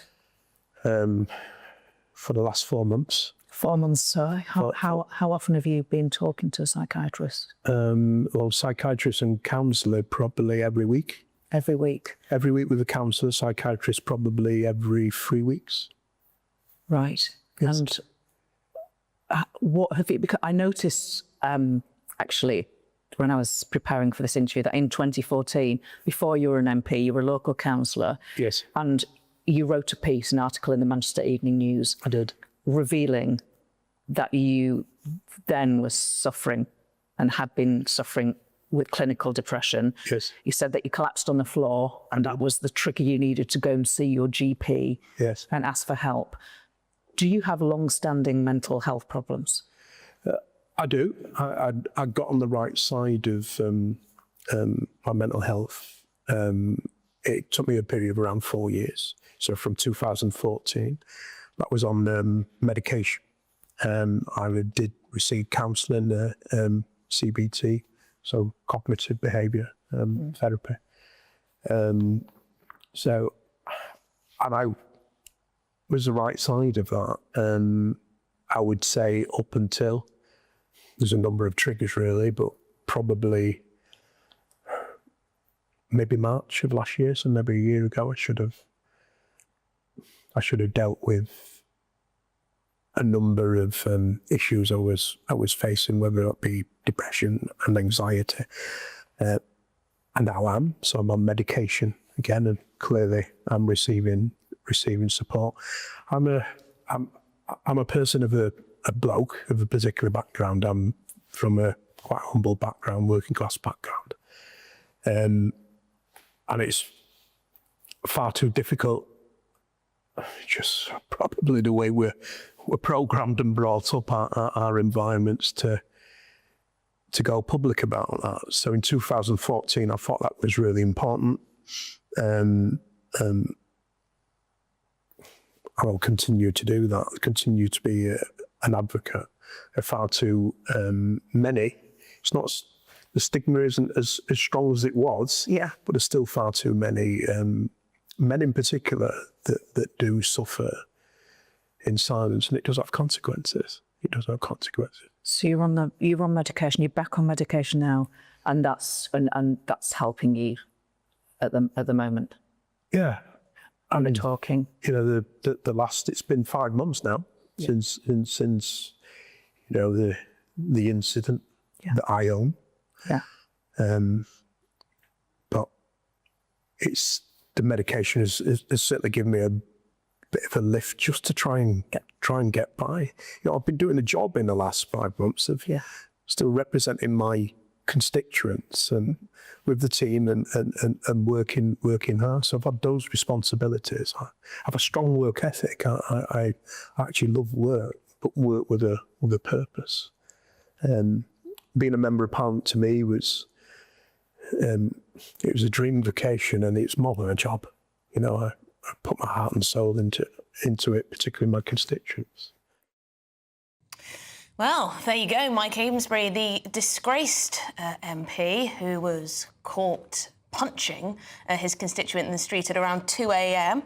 That was the first part of his interview with Gloria Di Piero. He revealed he has to wear an alcohol tag that checks that essentially he does not drink for the next 120 days. He spoke about issues with his mental health. He spoke about how sorry he is to everyone involved and, of course, his staff, his family, the constituent and his family, of course. But I'm not sensing a lot of sympathy from most of you, I must say. A lot of you say that he should be in a prison cell right about now, but of course he's not. But interesting to hear what he had to say nonetheless, I think. Indeed, and that crucial news that today is the day he is resigning from the House of Commons.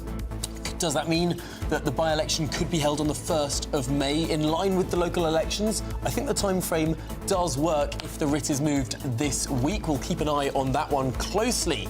But yes, Mike Amesbury resigning today. More on that to come. Indeed, also our interview with Nigel Farage after this very short break.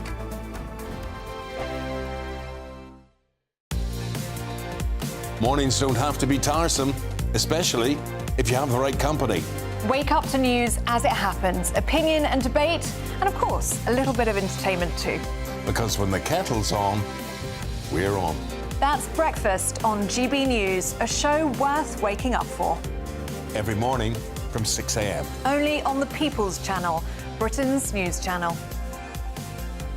We'll spread the news, you spread the word. Join me, Camilla Tominey, for a frank and honest discussion with those in power that cuts through the spin and gets to the heart of the issues shaping our nation. You haven't confirmed that you want to stand as leader, but you haven't ruled it out either. This report basically says that he's not fit to stand trial. Is he indecisive?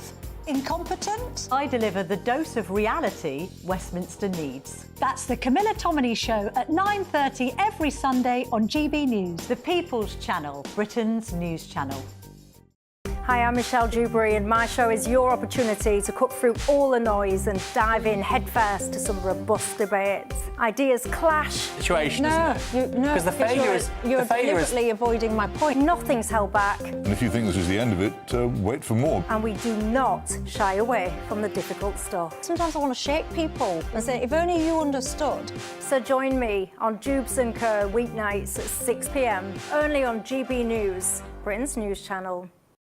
It's Patrick Christie's Tonight, and here we do things differently. It's explaining the absolute madness of this, doesn't it? It's explosive. I mean, this is very good. It's lively. 850. Your government sat there, Sean, and it did nothing. It's controversial. And the Middle East has been in turmoil since before I was born. It's everything you need to kickstart your evening. Everyone's had their Weetabix tonight. I love to see it. That's Patrick Christie's Tonight, weeknights from 9 p.m. Only on GB News, the People's Channel, Britain's news channel. In the GB Newsroom, we bring you the news as it happens. With our team of dedicated journalists across the UK, we're ready to keep you up to date with what's happening every half an hour, every single day. Bulletins here on GB News, the People's Channel, Britain's news channel. This is Britain's Newsroom, where your voice matters. It's just astonishing. With expert analysis and honest opinion, we don't just keep you informed. We bring you unique perspectives you won't see anywhere else. Can't argue with any of that. When the news happens, it happens here. On Britain's Newsroom, weekdays from 9:30 a.m. Only on GB News. We're proud to be GB News, the People's Channel. And as you know, we always love to hear your views. Now, there's a new way of getting in touch with us at gbnews.com/your say. By commenting, you can be part of a live conversation and join our GB News community. You can even talk to me, Bev Turner, or any of the members of the GB News family.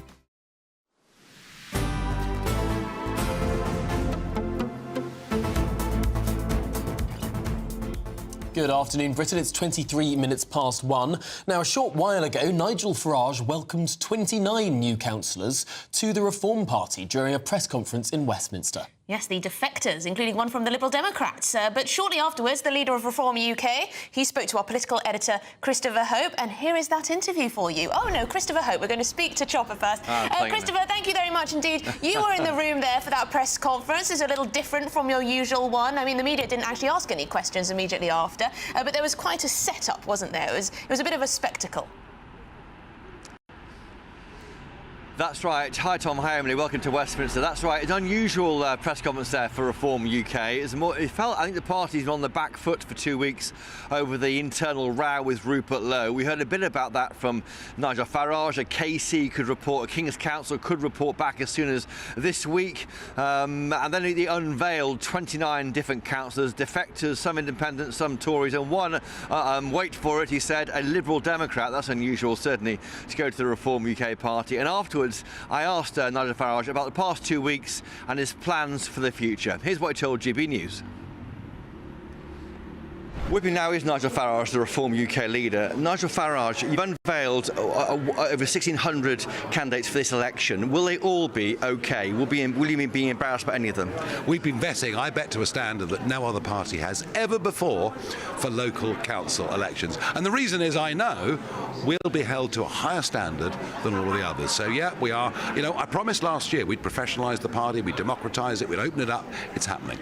Since the January the 1st, there have been 29 by-elections. You fought 27 and won 4. Is it all a bit of a polling bubble, or is it a real on-the-ground victories? Well, have a look at the numbers. You know, yeah, we may have only won 4, but many of these were Lib Dem strongholds, for argument's sake. Many of these we've come good seconds. Many of these were in Scotland, where, by the way, you wouldn't have given us a chance a year ago. And if we're polling 15 to 20% in Scotland, they may not be victories yet, but what they show. You know, if you went back to last September, the weekly council by-elections, we were hardly standing in any. Now we stand in virtually all of them, and the scores are improving. You know, this is still a work in progress. Let's be absolutely clear about it. It's a work in progress. It's why May the 1st is such a big day for us. It's a young party, eight months old, you've been in charge. Everyone understands that. Who is the senior member of your party who has faced online abuse and racism? Oh, it's not very hard to work it out. It's the chairman. Frankly, what's been said about him over the course of the last 2 weeks, I mean, all of these people, had it been Diane Abbott or somebody else that had received this, I mean, you can't imagine what the media coverage would have been, but because it's us and it's Zia, no one cares. It's awful. Is it sanctioned, do you think, by the big parties? I can't comment on that because nobody on X or on those forums would openly say they were Labour or Conservative, so I'm not going to go there. But it's been pretty nasty stuff. Plenty of nasty stuff at me too, but I'm used to it. Why on earth are you talking to Dominic Cummings? Well, I met him to talk about the blob and what were the problems. What were the practical problems of coming into government and not being able to do what you wanted to do? And I mean, that's very much an arm's length. By the way, he and I have never got on, so it's never a bad thing to sit and talk to someone you've not got on with and try and find some sort of peace. You'd be on Brexit, but I was interested in what he had to say. And look, you know, anything you might have read yesterday is nonsense. You know, he's not joining the team or anything like that. Is he advising you at all going forward? No, we had a dinner and we agreed on one thing, which was the Conservative Party is dead. It's done. It's over, and it needs to be replaced. In terms of this Unite the Right campaign... Oh, please. Will you unite the right and do a deal with the Tories? I don't know what you're talking about. You know, can you even imagine if we contemplated a deal with the Conservatives? Half our voters are stay at home. They don't want the Conservative Party. They've been failed by it. They want something new. They want something fresh. They want something with genuine ideas and values. You mentioned just finally there, Rupert Lowe. Is he dead to you? Can he get back in if he's cleared by the investigation or the KC? Well, let's just see what the investigations say. I wasn't very happy last week. He suggested that I'd try to stop him talking about rape gangs. I mean, nonsense. But look, let's wait and see. Nigel Farage, thank you. Thank you. Nigel Farage there unveiling his plans for the local elections. Nigel Farage there, I think, talking a bit more optimistically about his old friend Rupert Lowe. I wonder whether there might be a way back in for those two individuals. All Lowe wants is dinner. Maybe Nigel Farage might give the same treatment he gave Dominic Cummings there. Dinner with Rupert Lowe. We'll wait and see. But he's on the front foot now. He's trying to push out 30 events planned between now and the elections on May the 1st. We're yet to get the reaction from him to the resignation revealed on GBNews as an MP today of Mike Amesbury. We have grabbed Richard Tice, the Deputy Leader, and that's airing shortly on GBNews. So it's all happening here in Westminster. Fantastic stuff. We'll look out for that Richard Tice interview in the next few minutes here on GB News. And Christopher Hope, thank you very much for bringing us that interview with Nigel Farage too. Very interesting that there could be a route back for Rupert Lowe. I mean, if that is the end of this saga, that is perhaps a productive moment for the party. Yeah, I thought there wasn't going to be a way back for Rupert Lowe. I thought that had been all but decided, but there you go. Things change, don't they? Things change. Dinner can solve all sorts of ills. A dinner over candlelight. Now, we should say that splits have emerged in the Labour Party over the government's plans to restrict some sickness and disability benefits in an attempt to slash Britain's ballooning welfare bill and encourage more adults to return to work. Yes, ministers are reportedly considering saving around £5 billion, that's the plan, by tightening the rules around the personal independence payment. However, if the government were to push ahead, it would likely lead to a sizable backbench Labour rebellion. So would they? Yes, but what exactly is driving these calls for reform? What's causing all the consternation? There is another story in town that's related to this, very much so. Do you fancy a brand new BMW retailing for up to £70,000? Well, you're in luck if you're claiming PIP, those personal independent payment benefits.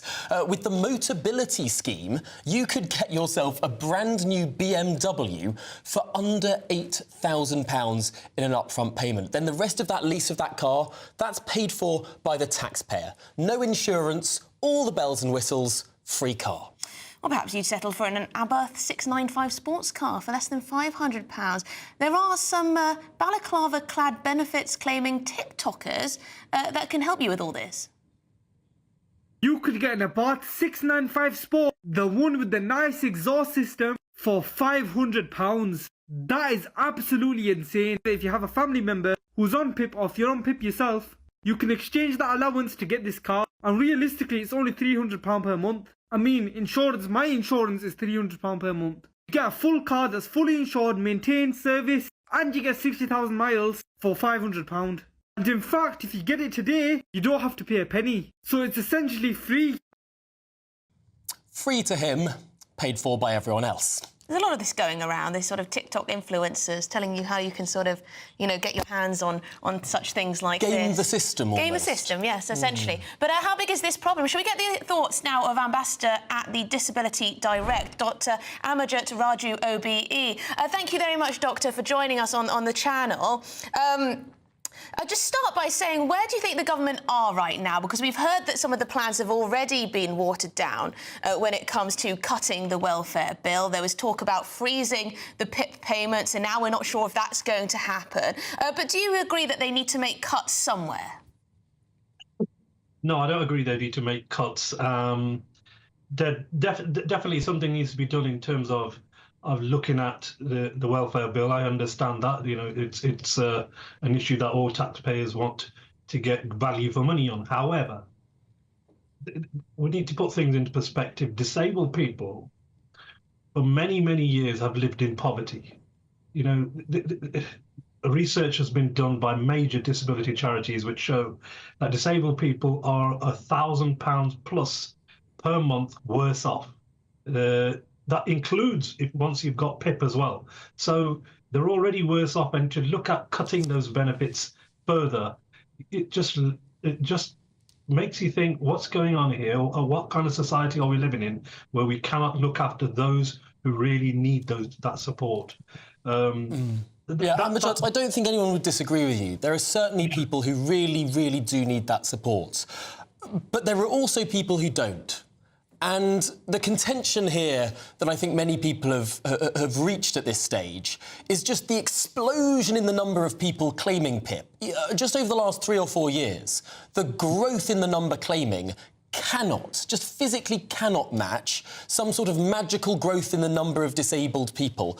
Let me put you just a number. The number of people who are eligible for a Motability car, one of these free cars almost handed by the government, for having ADHD.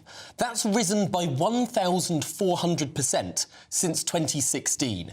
It's gone up from 2,500 to over 35,000 people. I mean, firstly, I didn't even understand until today that you could claim a car just for having ADHD. But the fact that's risen by 1,400% suggests to me that this isn't a genuine organic rise. There's something fishy going on. Well, ADHD is one of those conditions now which is more widely diagnosed. So once a condition gets widely diagnosed, you start seeing people getting more aware of their entitlements. I think the research needs to also look at what's going on. Why are all these people being diagnosed with ADHD? And I've read articles which say by the year 2050, more than half the population will be diagnosed with ADHD. So, I think we need to have a better understanding of that condition before we start looking into what's going on. I do agree there is a huge increase in people claiming benefits.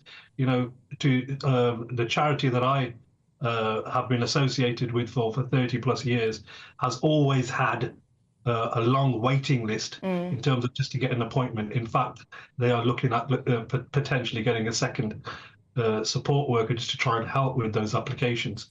But I do know that the organisation that I've been associated with does a lot of screening to make sure that we try and put those people to one side who we think may be trying it on. Yeah. So. And there's always been that. I used to be a welfare rights officer myself, and I used to see people coming through the door who clearly were exaggerating things. But look, that's not the majority of disabled people. That's the vast majority. Well, I think most people pay their taxes who are working, pay their taxes thinking that the money that goes for disability benefit is going to people who physically cannot work, and they wouldn't assume that it's going to people with attention deficit disorder in some cases. But we're going to have to leave it there. I'm sure we'll speak again. Dr. Amajit Raju, OBE, there. Lots to talk about on this. I hope we come back to it. Absolutely. A really, really big discussion. And, of course, it's a difficult one for government in the coming days. This is Good Afternoon Britain. Plenty more to come up today. Indeed, Save Our Salons. The British Hair Consortium are urging the Chancellor to trim VAT on labour costs. That coming after your latest news headlines.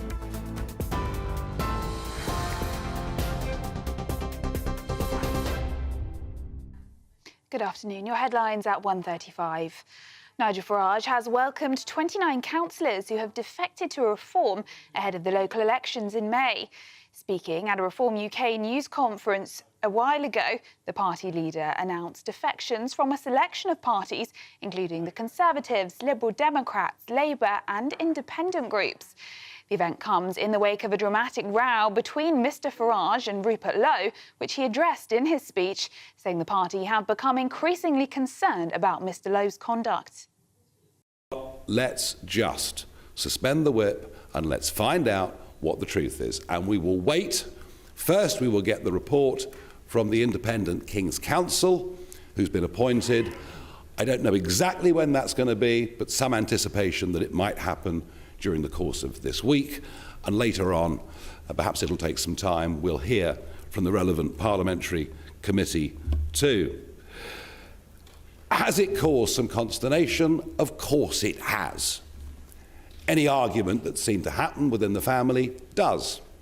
But I can promise you that in terms of our progress and our planning, that upset is very much at the edges. In other news, more than 30 countries are understood to be involved in Sir Keir Starmer's Coalition of the Willing peacekeeping attempt. That's according to a briefing from a Downing Street spokesperson today.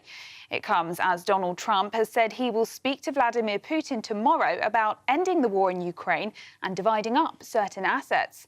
The US president said he and Putin will discuss land and power plants when they hold their talks. Now, the Prime Minister is facing growing discontent as the government prepares to unveil a major overhaul of the welfare system. Work and Pension Secretary Liz Kendall will set out plans to restrict some sickness and disability benefits tomorrow, meaning only the most severely disabled would be able to qualify. But with some MPs already rebelling, the plans are likely to be opposed by those in the party who are concerned about attempts to slash the welfare bill.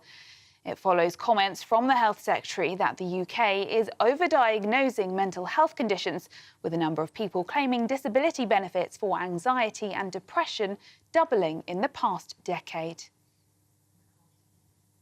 Elsewhere, a surge of failed asylum seekers has left the system struggling to cope, according to new figures. The number of failed asylum seekers waiting for an appeal against their rejected claims has soared by nearly 500% in 2 years, and it's blocking efforts to move migrants out of hotels. New data revealed there were 41,987 individuals waiting for a decision at the end of last year. That's up from just 7,173 at the start of 2022.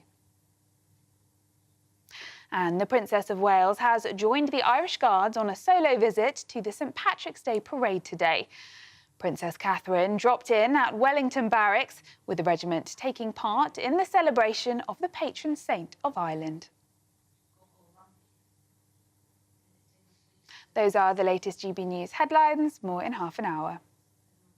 For the very latest GB News direct to your smartphone, sign up to News Alerts by scanning the QR code or go to gbnews.com/alerts.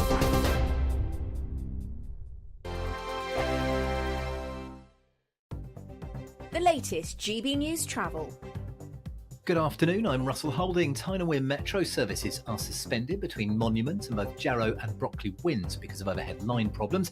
In County Durham on the A66 as a lane closed westbound after an accident between Elton and Long Newton when a car drove into a broken down vehicle. In Denbighshire, the A494 is blocked at Gwyther Wen. In Norfolk, the A134 is closed each way off the A11 between Thetford and Munford after an accident causing queues. In Warwickshire, the A452 is closed northbound from the A425 towards Leamington for repairs after a lorry caught fire on Friday morning. In Hertfordshire, the A41 is closed each way between Tring and Berkhamsted for repairs after an accident. In Cardiff, the A48 is blocked eastbound along Western Avenue at Llandaff, and Skilonian ferry sailings between Penzance and the Isles of Scilly are cancelled because of a technical problem. That's the latest. You can stay up to date throughout the day by visiting our website gbnews.com. This is GB News, Britain's news channel. Well, taking care of your skin and body is one of the best ways to get in shape for the warmer days ahead. But what are the celeb secrets behind a glow-up? And what latest trends are the A-listers following to look and feel their best? Well, joining us now to share some of those secrets is the founder of Celebrity Skin Talk, Scott McGlynn. Scott, thanks for joining us. Thank you for having me. Hello. Right, so... Spill it. Tell us all your secrets. Well, the main thing is hydration, OK? We've heard it so many times before. Having water daily is a must. I have 15 cups of water a day. It's a must. What size cup are we talking? Like one of these little ones? Well, the regular, you know, a bit more bigger than that. A bit bigger than that. Okay. Yes. Well, I knew you were coming, Scott, so I came prepared today so you wouldn't tell me off. I've got my big bottle of water. Check it out. 2 of these a day. Yeah, and yours is time, which is really cool. Yeah, it is. It has all my times. I am slightly behind, but then I have been presenting a news show for the last hour and 40 minutes. So, so you're I'm cracking on. Aside from water, what else can we be doing to protect our skin? That's the thing that I'm really big on. I wear Factor 50 on my face every day. Really? Every single day? So even in the winter? Yeah. No matter what, because the UV is still coming through, isn't it? No matter what time of year it is. So it's so important. I'm 27 now. Give my age away on the telly there. But I'm 27 and I think skincare at a young age is so important. So please agree with me and say... please tell me I'm doing so hydration, what else do we need to do? Well, the hydration, the SPF is a good point, OK? So I'm Celtic all over. So I'm Welsh, Scottish, Irish, so me and the sun do not go on. Likewise, so I'm always a 50 person anyway. If it's raining, snowing, whatever the weather, still wear your SPF. It's a must. And people do not know that the UV rays from our phones, our flat screens, TVs, this is aging us. GB News, the People's Channel.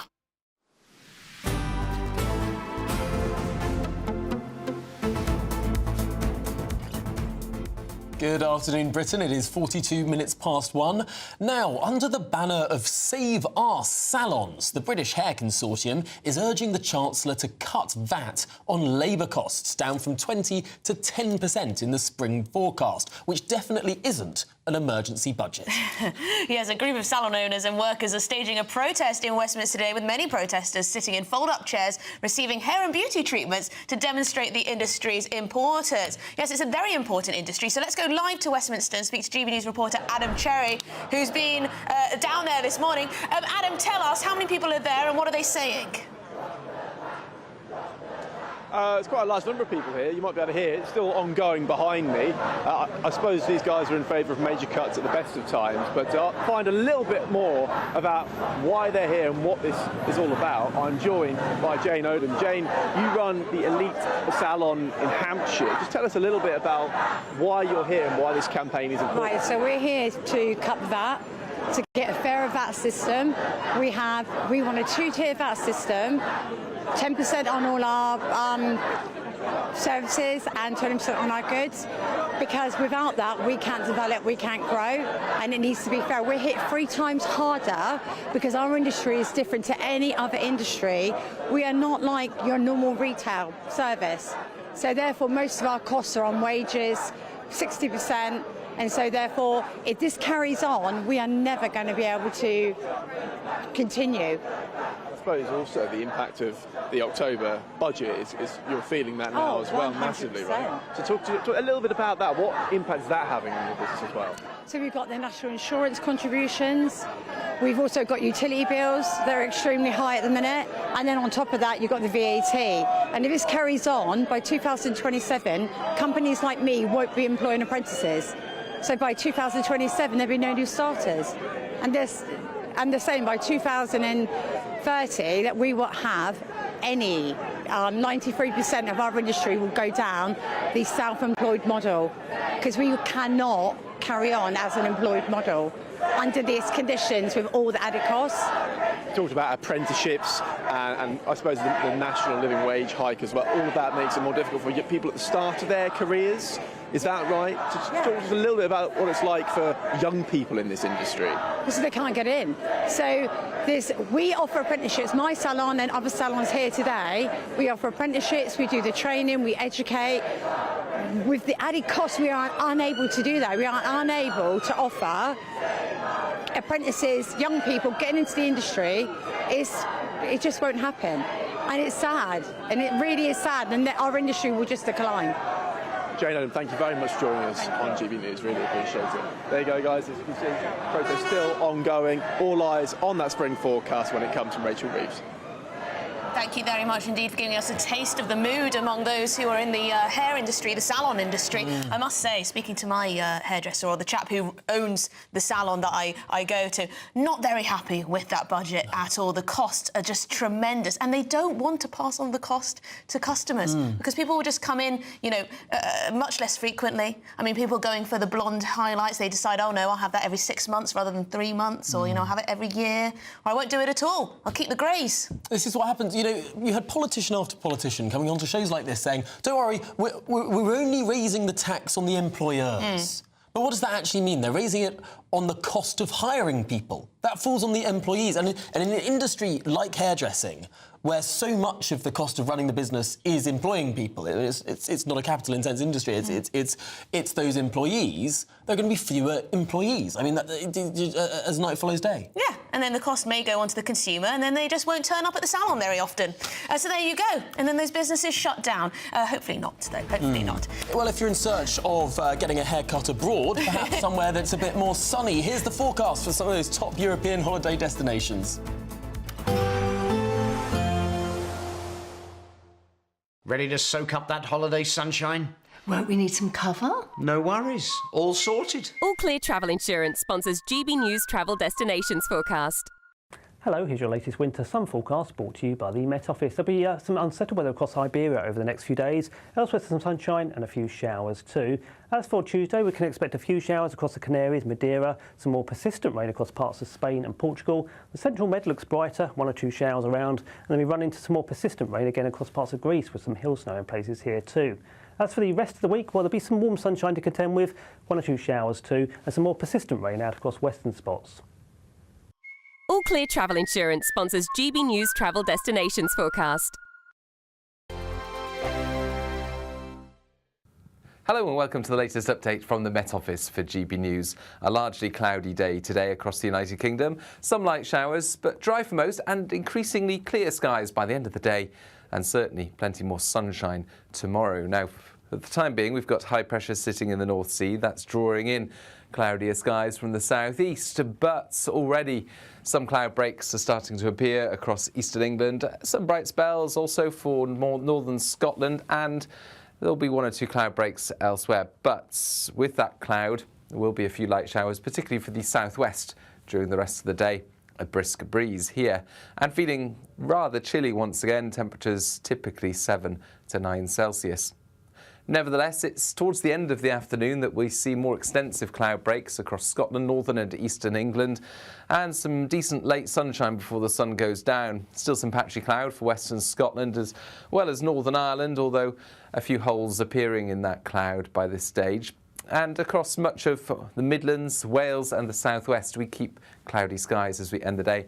1 or 2 light showers once again for parts of Cornwall in particular. However, overnight, the clearer skies become much more widespread, especially across parts of Scotland, eastern and central England, and later on the south. So under those clear skies, temperatures will fall away. A frost is expected in places, particularly for the northern half of the UK, where temperatures will dip a couple of degrees below freezing, although enough of a breeze in the south, I think, to stir the air up and prevent a frost, but it will be a chilly start. However, through the morning, sunshine will soon warm things up, and there will be plenty of sunshine across most of the UK. Northern Ireland likely to keep a bit more cloud into the afternoon. Otherwise, it's bright blue skies, a bit of a breeze, and that'll make it feel on the cool side, but out of the breeze with the increasingly strong sun feeling very pleasant. If you want your news to be straight talking, this is a nightmare for the Conservatives again. Down to earth. It's not just Nottingham where this is happening, is it? And most importantly, honest. Hard-working, middle-class taxpayers, they'll get their book thrown at them. Then catch me, Martin Daubney, Monday to Friday, 3 till 6 p.m. on GB News, Britain's news channel. Join me, Nana Akweer, for an informative, interactive news programme with a difference. It's fun. No, he didn't say that, Dave. I'm so surprised. I think there's an element of truth to that. Join me from 3 p.m. every weekend, only on GB News, Britain's news channel. Headliners on GB News 11 p.m. every night. It's got 3 top comedians going through the next day's newspapers so you don't have to read them, which is great. That's a good point. He's lying. I mean, maybe he's not lying. That's Headliners every night from 11 p.m. and 5 a.m. as well on GB News, Britain's news channel.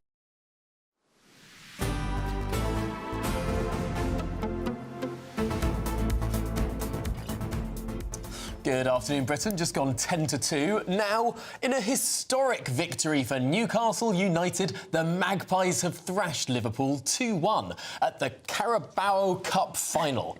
Let's have a listen to the moment they realised they won. Carabao Cup final.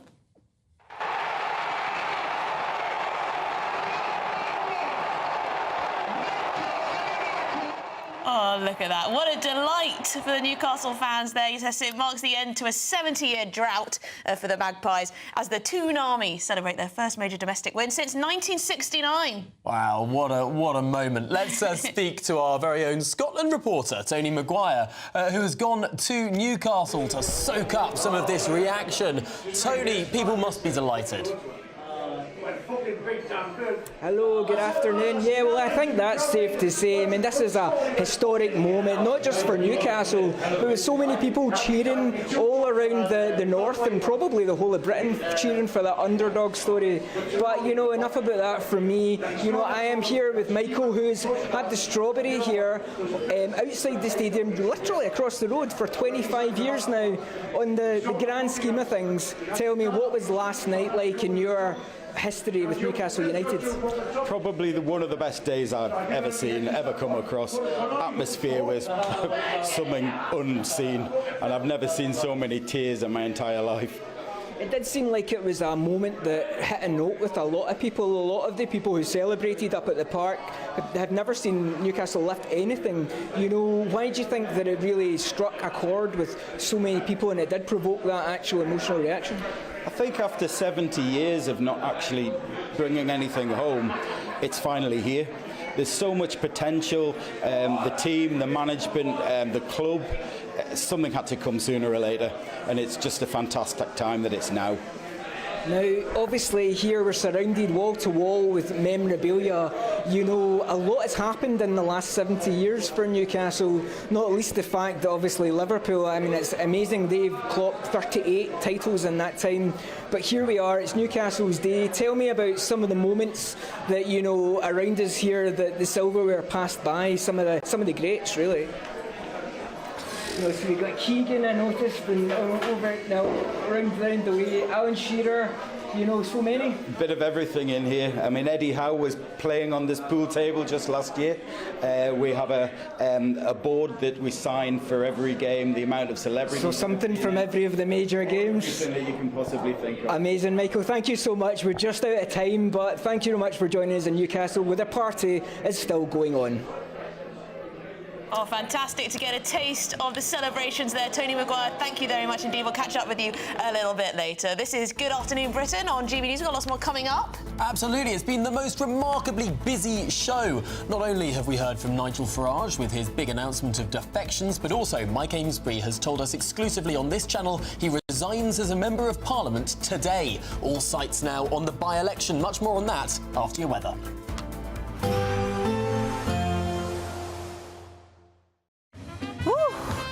A chilly start will give way to a lovely, warm afternoon. Boxed heat pumps, sponsors of weather on GB News. Hello and welcome to the latest update from the Met Office for GB News. A largely cloudy day today across the United Kingdom. Some light showers, but dry for most, and increasingly clear skies by the end of the day. And certainly plenty more sunshine tomorrow. Now, for the time being, we've got high pressure sitting in the North Sea. That's drawing in cloudier skies from the southeast, but already some cloud breaks are starting to appear across eastern England. Some bright spells also for more northern Scotland, and there'll be one or two cloud breaks elsewhere. But with that cloud, there will be a few light showers, particularly for the southwest during the rest of the day. A brisk breeze here, and feeling rather chilly once again, temperatures typically 7 to 9 Celsius. Nevertheless, it's towards the end of the afternoon that we see more extensive cloud breaks across Scotland, northern and eastern England, and some decent late sunshine before the sun goes down. Still some patchy cloud for western Scotland as well as Northern Ireland, although a few holes appearing in that cloud by this stage. And across much of the Midlands, Wales and the southwest, we keep cloudy skies as we end the day. One or two light showers once again for parts of Cornwall in particular. However, overnight, the clearer skies become much more widespread, especially across parts of Scotland, eastern and central England, and later on the south. So under those clear skies, temperatures will fall away. A frost is expected in places, particularly for the northern half of the UK, where temperatures will dip a couple of degrees below freezing, although enough of a breeze in the south, I think, to stir the air up and prevent a frost. But it will be a chilly start. However, through the morning, sunshine will soon warm things up, and there will be plenty of sunshine across most of the UK. Northern Ireland likely to keep a bit more cloud into the afternoon. Otherwise, it's bright blue skies, a bit of a breeze, and that'll make it feel on the cool side, but out of the breeze with the increasingly strong sun feeling very pleasant. A nice bright morning will generate a lovely warm day, right through to the evening. Boxed Solar, sponsors of weather on GB News. You could be the next big winner of the Great British Giveaway, as we have an incredible £17,777 in tax-free cash to be won. Cash that you'll be able to spend on anything you like. And if that wasn't enough, we'll also give you the latest Mulberry handbag, and not one, but two sought-after designer watches, so you can style it out this spring. For another chance to win the lot, text cash to 63232. One entry costs £2 plus one standard network rate message. Or text bonus to 63232. 5 entries cost £5 plus one standard network rate message. Go to gbnews.com/win. Entries start from just £2. Call 0903 681 3232. Calls cost £2 plus your network access charge. Or post your name and number to GB12 PO Box 8690 Derby DE1 9TT. UK only. Entrants must be 18 or over. Lines close at 6 p.m. on the 4th of April. Please check the closing time if listening or watching on demand. I'm Christopher Hope. From pop stars to politicians, I'll interview anybody in a pub who's got a political opinion. Join me every Friday on Spotify, Apple Podcasts, YouTube or gbnews.com, or wherever you get your podcasts. This is GB News, the People's Channel. Mornings don't have to be tiresome, especially if you have the right company. Wake up to news as it happens, opinion and debate, and of course, a little bit of entertainment too. Because when the kettle's on, we're on. That's Breakfast on GB News, a show worth waking up for.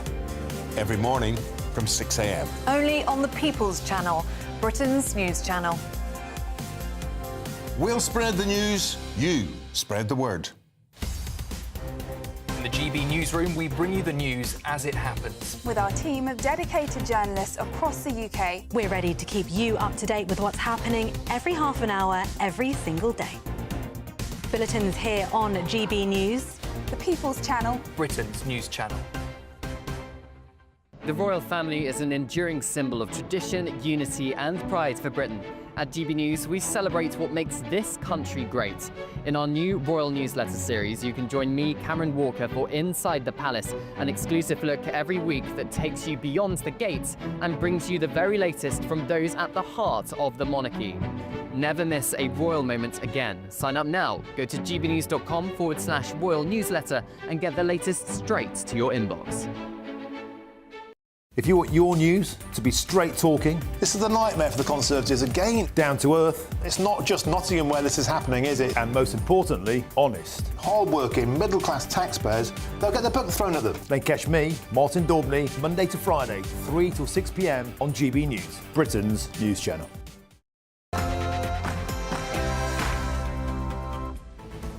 Well, good afternoon, Britain. It is now 2 o'clock on Monday, the 17th of March. I'm Emily Carver. And I'm Tom Harwood.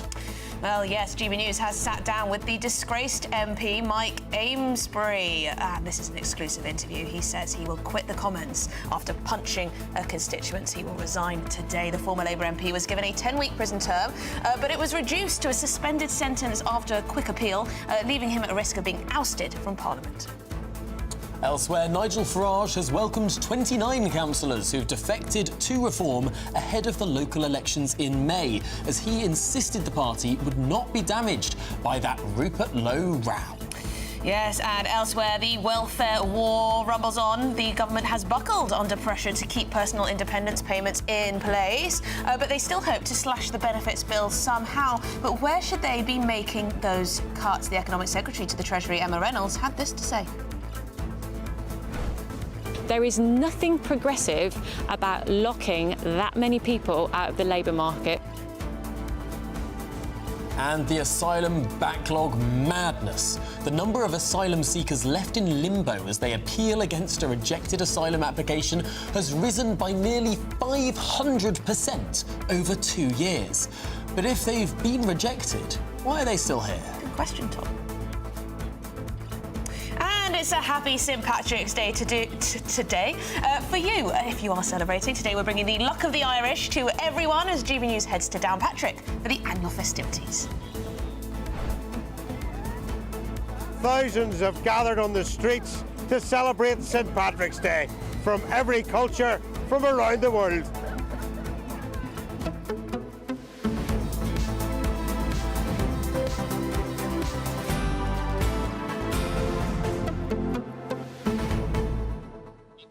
There happy St Patrick's Day today. Yes, we're both wearing the colours of St we're Patrick's not, Day. we're not. We are. I'm wearing the traditional colours, St Patrick's blue. Emily's wearing the more modern interpretation of the colours, which is green. Yes, of course, Tom woke up this morning and thought, I'm going to wear my blue tie because the colour of Ireland is blue, or was a couple of centuries ago. He absolutely did not. He just picked up the first tie that was close to him, popped into the studio, and that was that. Emily, what's the colour of Ryanair?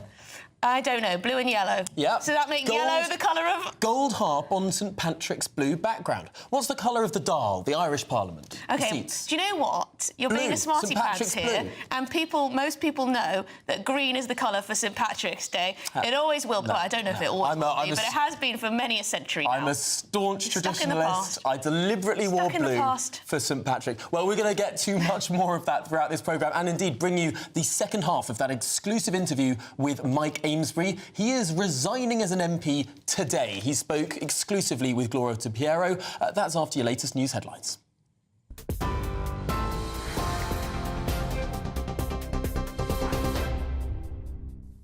Good afternoon. It's just gone 2 o'clock. These are your headlines. Nigel Farage has welcomed 29 councillors who have defected to Reform ahead of the local elections in May. Speaking at a Reform UK news conference, the party leader announced defections from a selection of parties, including the Conservatives, Liberal Democrats, Labour and independent groups.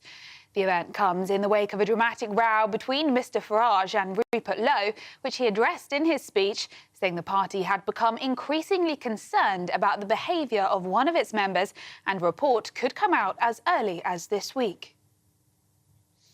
More than 30 countries are understood to be involved in Sir Keir Starmer's Coalition of the Willing peacekeeping attempt. That's according to a briefing from a Downing Street spokesperson today. It comes as Donald Trump has said he will speak to Vladimir Putin on Tuesday about ending the war in Ukraine and dividing up certain assets. The US president said he and Putin will discuss land and power plants when they hold their talks. Now, a British tourist is missing after a fire broke out on a diving boat in Thailand. 26-year-old backpacker Alexandra Clark was reportedly in the bathroom when the blaze started on Sunday morning local time. Local police have said at least 16 people on board the boat were tourists. We will bring you more on that story as we get it.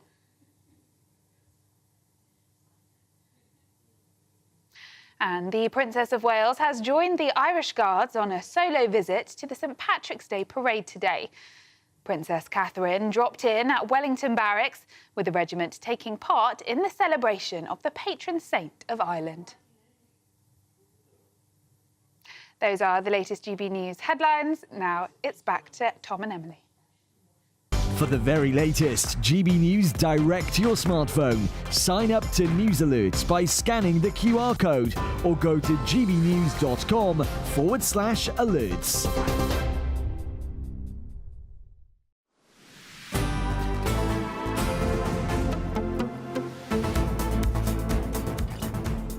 Good afternoon, Britain. It's now 5 minutes past 2, and today GB News sits down with the disgraced MP, Mike Amesbury.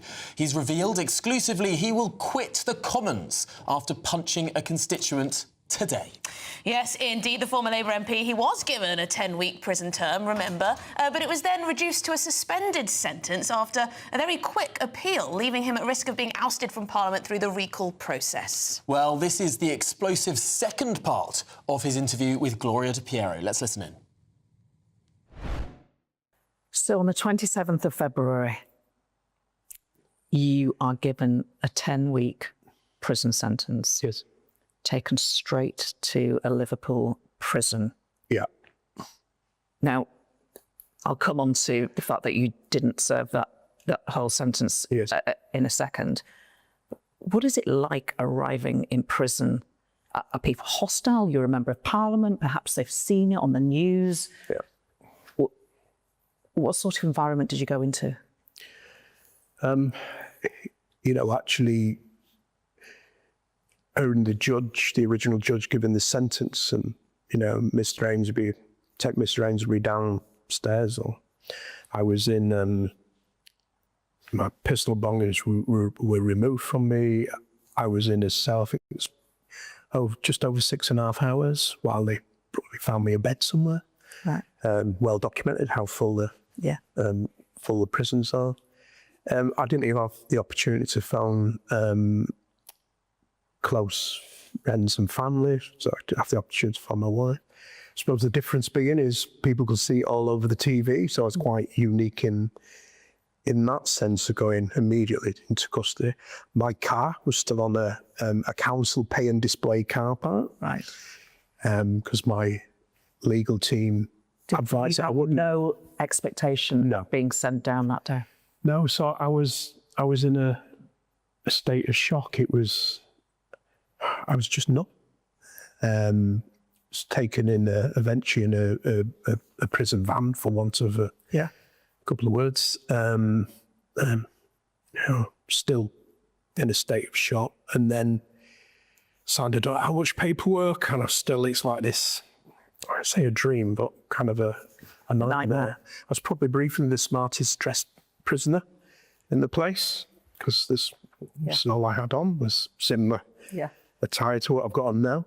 And then I was given a prison uniform, some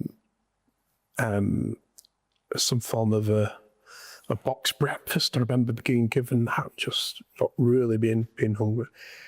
And I was taken along to the induction wing. So, people would use their imagination, but obviously very secure, and metal gates fold closing behind you, being escorted by prison officers, and then put into a cell with 2 inmates who were serving fairly lengthy sentences. A cell with 3 people in it? Yes. I mean, is that a small room, a big room? Yeah, well, I mean, you're thinking what you might call a box room in a house. Right, gosh, I know. Then, but 3 of you. with bunk beds and yes, but I'll be honest with you, those 2 inmates were a godsend. Wow. They were very helpful. I was, like I say, very anxious. Yeah. The 3 nights I served in prison and 4 days, but 3 nights I didn't sleep at all. Right.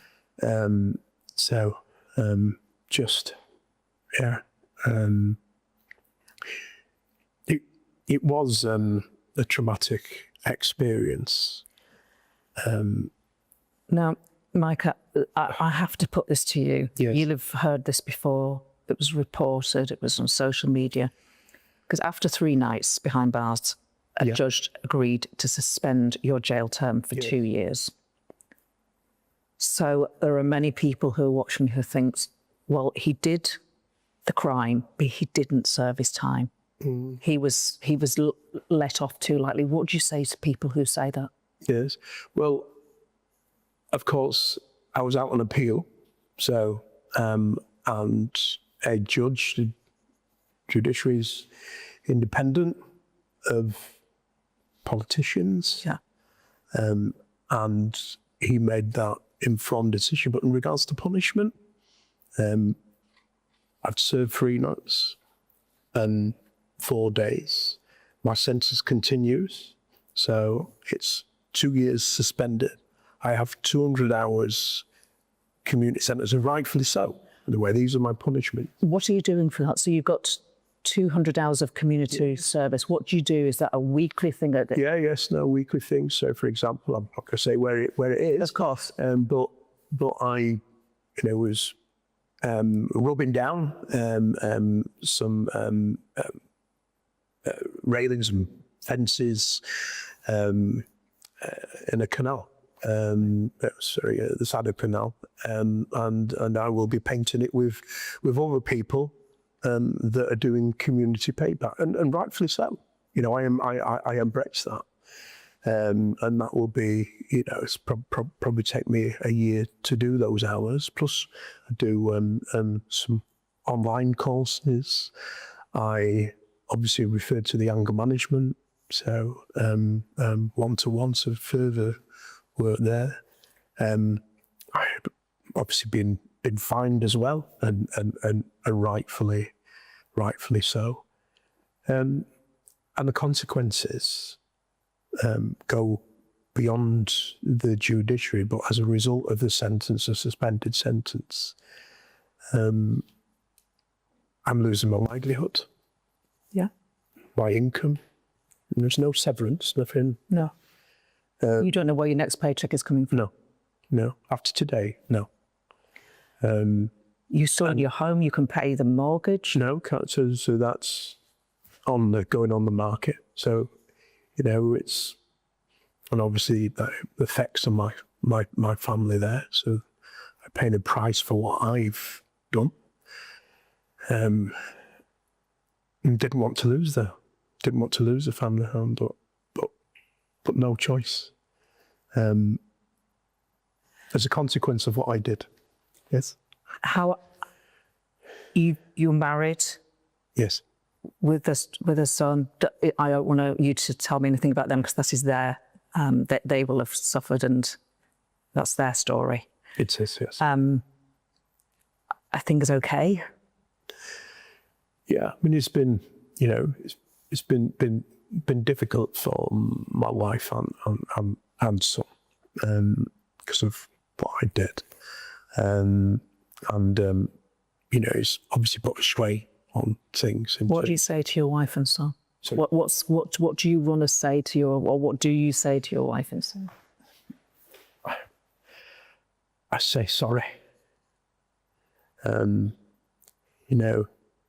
My son, I've gone from hero probably to zero. I altered things from my family in a few moments of absolute madness. And I'm sorry again, I said it publicly and I'll say it over and over again to Mr. Fellows, who's the victim here, and his family. I want to ask you something about male violence. Yes. So what we saw in that video, there are probably versions of that event going on in our towns and cities with men, largely. Yeah. Perhaps every weekend. Yes. What do we do about this thing that we call male violence? Yes. Do you have any insights into that? Can you help to stop people losing everything like you have? Well, I hope this serves as an example. 55 years, I've not had any trouble with the police, wrong side of the law. And here I am. I've gone from, as a shadow minister in various portfolios. I hoped I was going to be a minister, but that didn't happen. I've gone from just a few months ago being in number 10. I was on the green benches to just 3 weeks ago sitting on the hard benches in a prison cell. With other people who have made massive mistakes in their lives. And it demonstrates the consequences of that. And if there's anything that I can do, over a period of time, not just the interview today, is to learn from my actions, but to educate people of the consequences. You can be, certainly a high point in your career, saying everything's going for you, and then you make a stupid mistake and didn't walk away, resorted to what I did, which, there for the grace of God, it could have been much worse. The charity One Punch who do some great work, and undoubtedly, and rightfully so, critical of what I've done. If there's anything I can do, which I will, demonstrate, look, it's unacceptable and there's consequences to it. Mike Amesbury, there are no winners in this story. No. First and foremost, Paul Fellows, the man you assaulted, also your family, all those who love you. and you yourself have lost your career, your income, your family home is down on the market. Yes. And I guess to conclude and to thank you for the interview is to say that if anything demonstrates that violence can never be the answer to anything, it is your story. Mike Amesbury, thank you. Thank you. Wow, well, big props there to Gloria De Piero for conducting such a wide-ranging interview where we learnt exclusively on this channel that Mike Amesbury is resigning as an MP today, and indeed that he doesn't know where his next job is coming from, and he's selling his home. Yeah, what do you all make of that? I didn't think that we would hear much from Mike Amesbury, to be honest, after this disgraceful incident. He did get away without a prison sentence, a custodial sentence, although technically it is still a custodial sentence, but it's very much suspended, so he won't spend any time behind bars. He'll have to wear a tag. Have to wear a tag, yeah, check his alcohol measurements and everything like that. But let us know what you make of it. I am sensing that there's not much sympathy. To be honest, he did beat up his constituent. But at least he hasn't dragged everyone through the recall petition process. That's true. That at least is honourable. We've got much more to cover, though, and let's get some reaction with our political editor, Christopher Hope, to that interview. Chris, what were your big takeaways? Yeah, I think it showed there a man who's been broken by a moment of madness. He's born to a family of Labour supporters. He's been a councillor. He compared the hard benches of the prison with the green benches in the House of Commons. I'm not surprised people listening and watching to that interview with Gloria De Piero are less than sympathetic, but I think on a human level, he made a mistake. He's paying the price. But very quickly here in Westminster, Emily and Tom, the starting gun has been fired right now on GB News on the by-election in Runcorn and Aylesbury. Now, we heard earlier from Nigel Farage.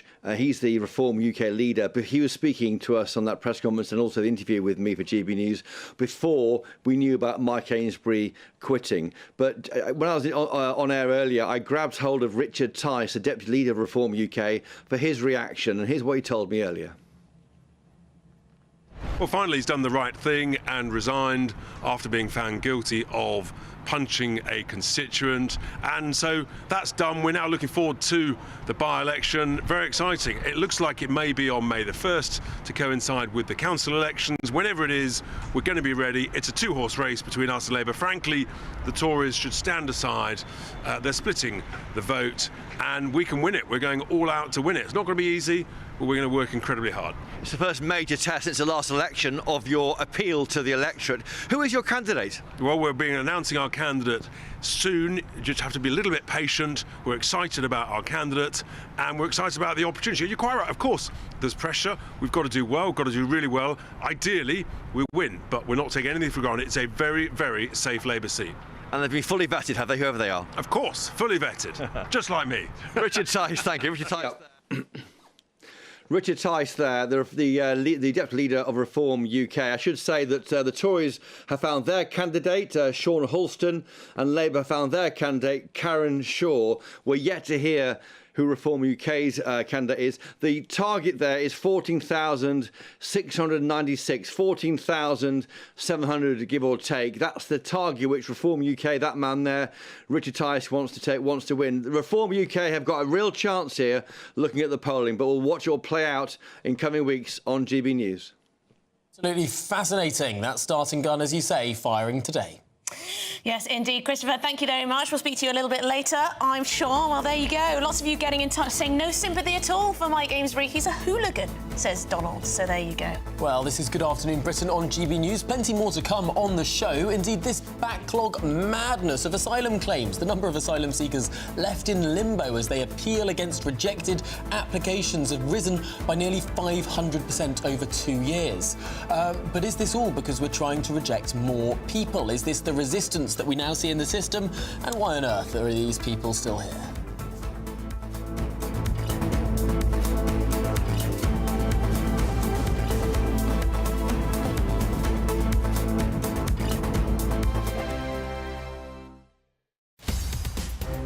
In the GB News newsroom, we bring you the news as it happens. With our team of dedicated journalists across the UK. We're ready to keep you up to date with what's happening every half an hour, every single day.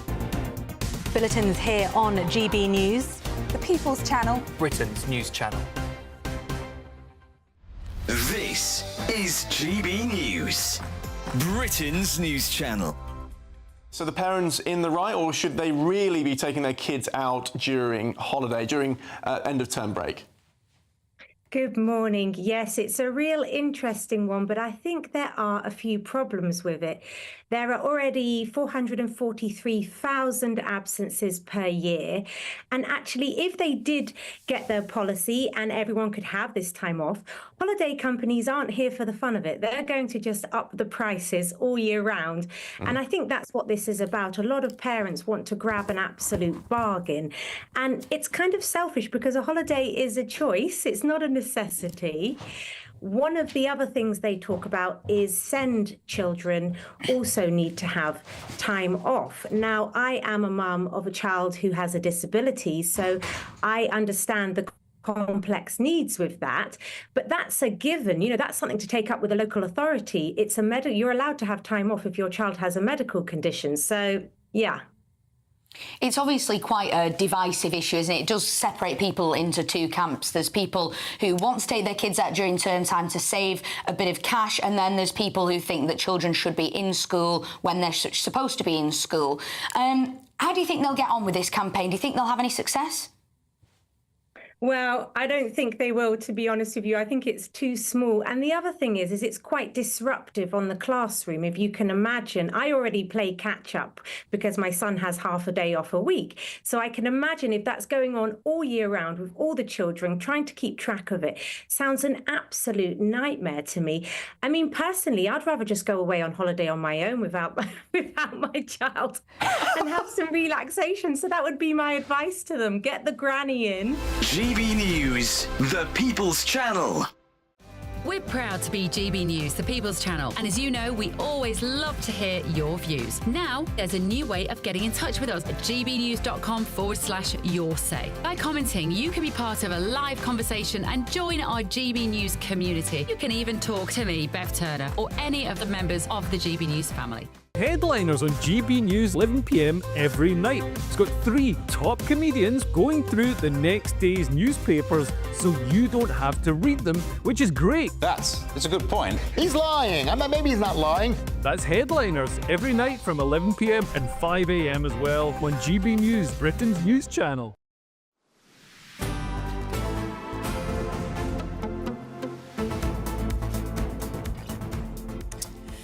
It's 2:24. Welcome back to Good Afternoon Britain with me, Emily and Tom. Now, splits are emerging in the Labour Party over the government's plans to restrict some sickness and some disability benefits in an attempt to slash Britain's ballooning welfare bill and try and encourage more adults to return to work. Yes, ministers are reportedly considering saving around £5 billion, tightening those rules around the personal independence payment. However, if the government were to push this to a vote, there's a significant amount of resistance on the Labour benches. Could be a sizable rebellion.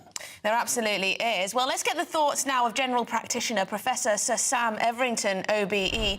Thank you very much indeed for joining us. What are your initial thoughts about the government's desire to slash this welfare bill? Do you think they're looking in the right areas? Well, the general principle of encouraging and supporting people to stay in work is absolutely vital. If you take an elderly patient aged 80, put them in a hospital bed for 10 days, they lose 10% of their muscle strength, and it's equivalent to 10 years activity. Well, we're finding the same sort of problems in the younger generation. Just imagine, for example, if I said to you, I'll give you a sick note and you have to stay at home looking at 4 walls for 7 days. Imagine what that will do to your mental, physical and social health. And if that carries on for weeks, it's an unmitigated disaster in terms of the health of the individual. So the job for us as GPs is absolutely to keep people fit and healthy and in work. And we have social prescribers in our team that may specifically help people to get jobs and to stay in work. That is such a fascinating perspective from the medical side of things, that actually the programmes that politicians design with, I'm sure, the best of intentions could actually be making people more ill, keeping them at home. Well, you're entirely right. And the other problem with all of this is we're medicalising everything. So you've got nearly 1 in 5 adults now in England on antidepressants. This is really quite shocking. And there's very little evidence that certainly in mild, let alone moderate depression, that antidepressants help. Actually, we need a lot more solutions and help for individuals.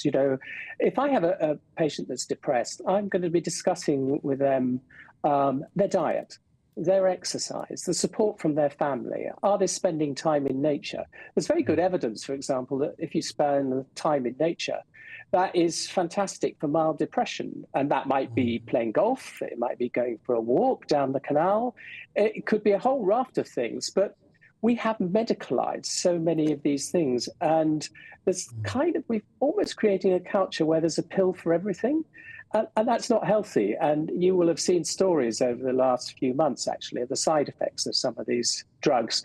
And by the way, I remind everybody that in the patients over the age of 65, 10 to 20% of them admitted to hospitals are as a result of drug side effects.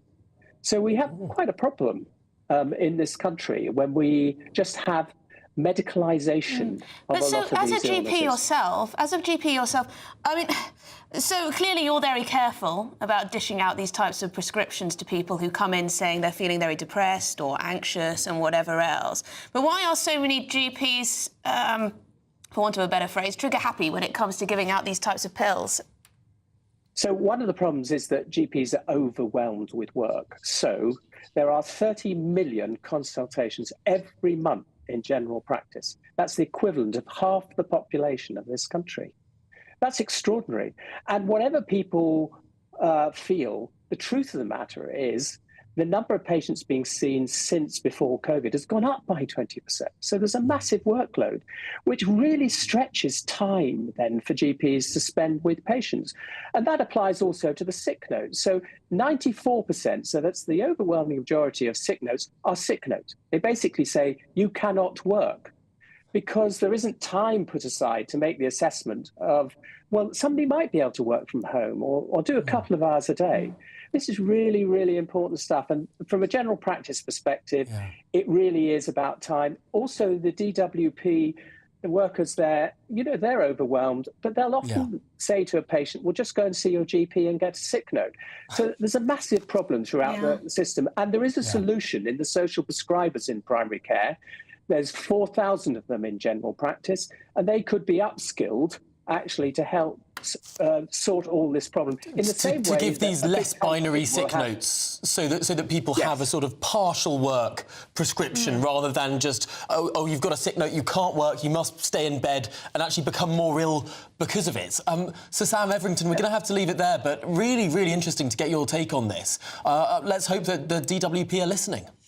Absolutely. Well, in other news, the number of failed asylum seekers waiting for an appeal against their rejected claims has skyrocketed by nearly 500% in just 2 years. Well, that means that at the end of last year, nearly 42,000 people were still waiting for a decision. Well, joining us now is former Shadow Home Secretary Anne Widdecombe. Anne, thank you very much. Welcome to the show.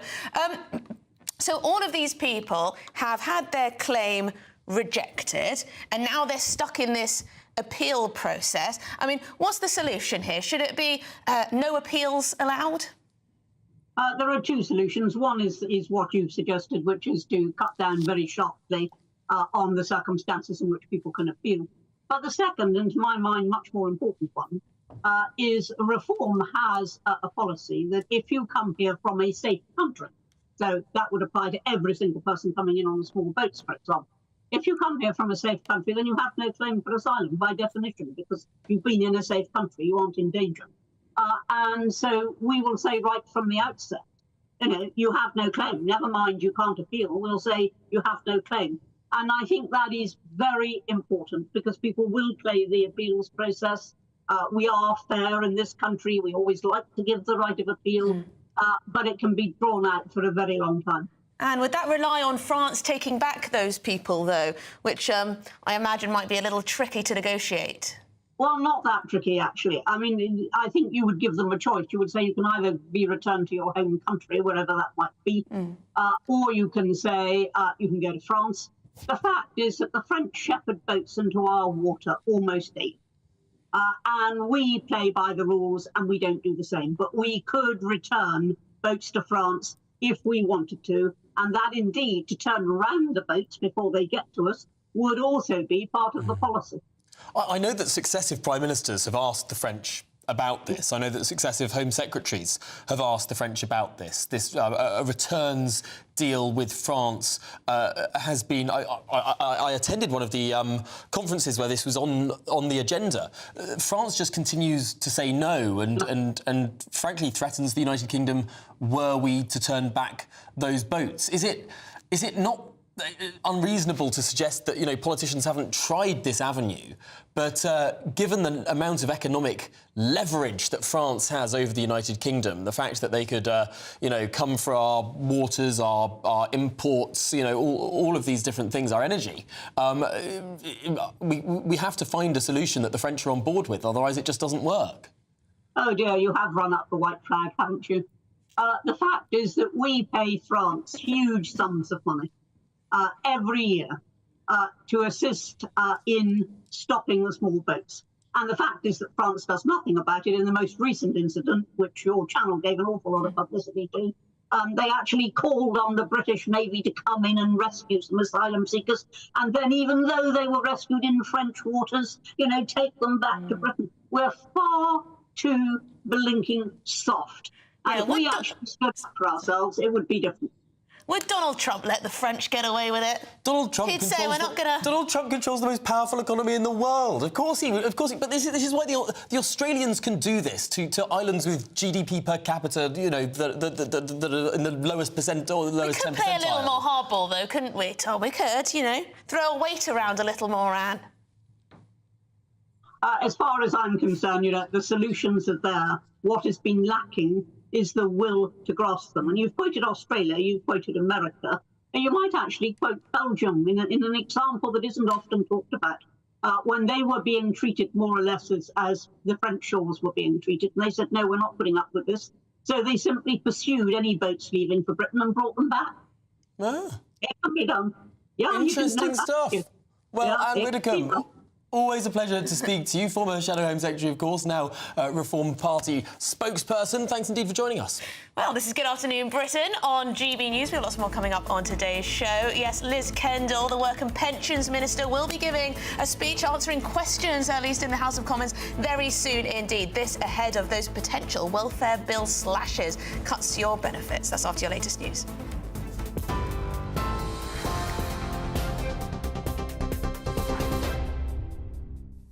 Good afternoon. Your headlines at 2:34.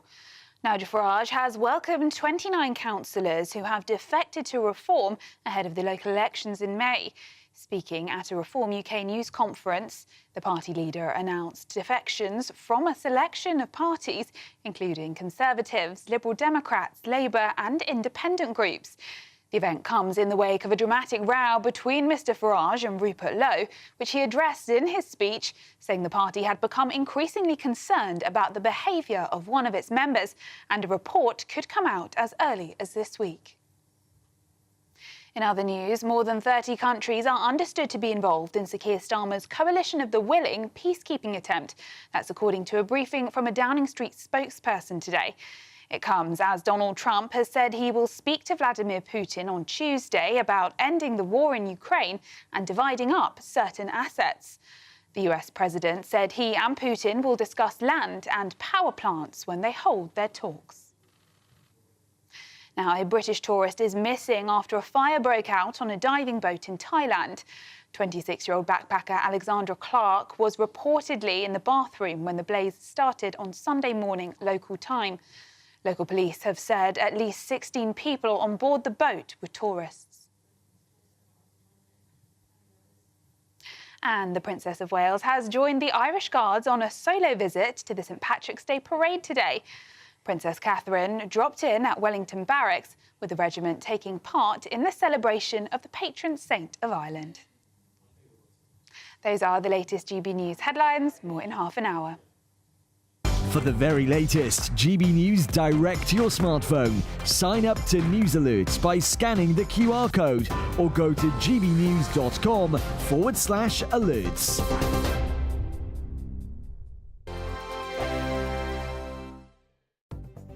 The latest GB News travel. Good afternoon, I'm Russell Holding. The M8 in Glasgow is partly blocked eastbound by a breakdown at junction 19 at Anderston Cross, causing queues. Tyne and Wear Metro services are suspended between Monument and both Jarrow and Brockley Winds because of overhead line problems. There are delays of up to 40 minutes to trains between Darlington and Newcastle because of a signalling problem. On the M6 in Cheshire, 2 out of 4 lanes are closed northbound where a car's overturned between junctions 18 and 19 from Middlewich to Knutsford, causing queues. In Denbighshire, the A494 is blocked at Gwythywen. In Norfolk, the A134 is closed each way off the A11 between Thetford and Munford after an accident causing queues. In Warwickshire, the A452 is closed northbound along Europa Way towards Leamington for repairs after a lorry caught fire on Friday morning. And in Hertfordshire, the A41 is closed each way between Tring and Berkhamsted after an accident early this morning. And that's the latest. You can stay up to date throughout the day by visiting our website, gbnews.com. The royal family is an enduring symbol of tradition, unity and pride for Britain. At GB News, we celebrate what makes this country great. In our new royal newsletter series, you can join me, Cameron Walker, for Inside the Palace, an exclusive look every week that takes you beyond the gates and brings you the very latest from those at the heart of the monarchy. Never miss a royal moment again. Sign up now. Go to gbnews.com/royal newsletter and get the latest straight to your inbox. Hi, I'm Michelle Dewberry, and my show is your opportunity to cut through all the noise and dive in headfirst to some robust debates. Ideas clash. Situation, no, isn't it? Because the failure is... You're deliberately avoiding my point. Nothing's held back. And if you think this is the end of it, wait for more. And we do not shy away from the difficult stuff. Sometimes I want to shake people and say, if only you understood. So join me on Dubes & Co. weeknights at 6 p.m, only on GB News, Britain's news channel. Hello everyone, Patrick Christie's here with an exclusive opportunity just for you, our incredible GB News viewers. We're giving you the opportunity to win a VIP studio tour right here at GB News HQ. Plus, you'll also get to meet yours truly. It's easy to enter, just head to gbnews.com/community competition and follow the easy steps. Don't miss out, enter now, and I'll see you soon at GB News. Full T's and C's apply. Join me, Camilla Tominey, for a frank and honest discussion with those in power that cuts through the spin and gets to the heart of the issues shaping our nation. You haven't confirmed that you want to stand as leader, but you haven't ruled it out either. This report basically says that he's not fit to stand trial. Is he indecisive? Incompetent? I deliver the dose of reality Westminster needs. That's the Camilla Tominey Show at 9:30 every Sunday on GB News, the People's Channel, Britain's news channel.